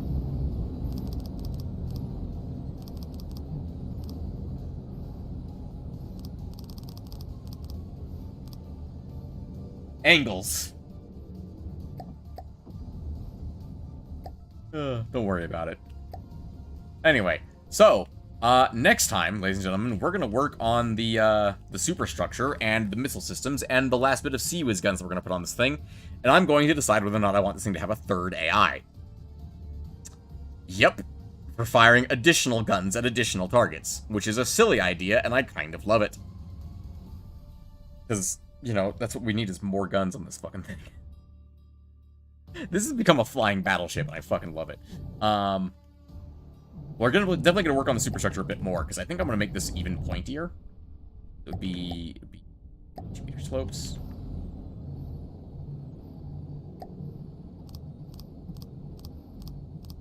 Actually, it'd be better to do 4-meter beam slope. This. Also, I love that I'm like, I'm gonna end the stream, and I just got distracted building shit. I'm not gonna lie. What if I put missiles in those pots? Like just a little missile like this. Hang on. Just a little baby missile. Just like a little medium launcher. A couple gantries. Like this. And just fired vertically. Out of the side of the superstructure. I'm gonna think about this later. Because I actually have to go to bed because I have to get up and go to work. So, ladies and gentlemen, it has been a pleasure. I'm gonna save this before I forget.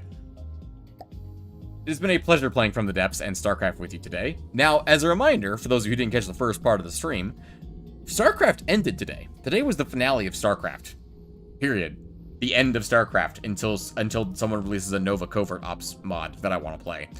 Oh, ladies and gentlemen, there'll be a new game starting tomorrow in the first time slot. Tune in for that. I'm not sure what it is yet. It's gonna be something. I don't know what yet, exactly. So, ladies and gentlemen, it has been an absolute pleasure playing from this with you tonight, designing more of this nonsense. Until then, ladies and gentlemen, there's a link to the Discord in the description down below. Otherwise, have a pleasant afternoon. Wow, that was terrible. Have a pleasant morning, afternoon, evening, and good night. That's the first time I've flubbed so badly in a long time. Have a good night, everybody. Merry Christmas. Happy Hanukkah. Happy Kwanzaa. Merry Festivus. Merry Yule. Merry, Saturnalia, I think is what the pagans celebrate. Anyway, have a good night.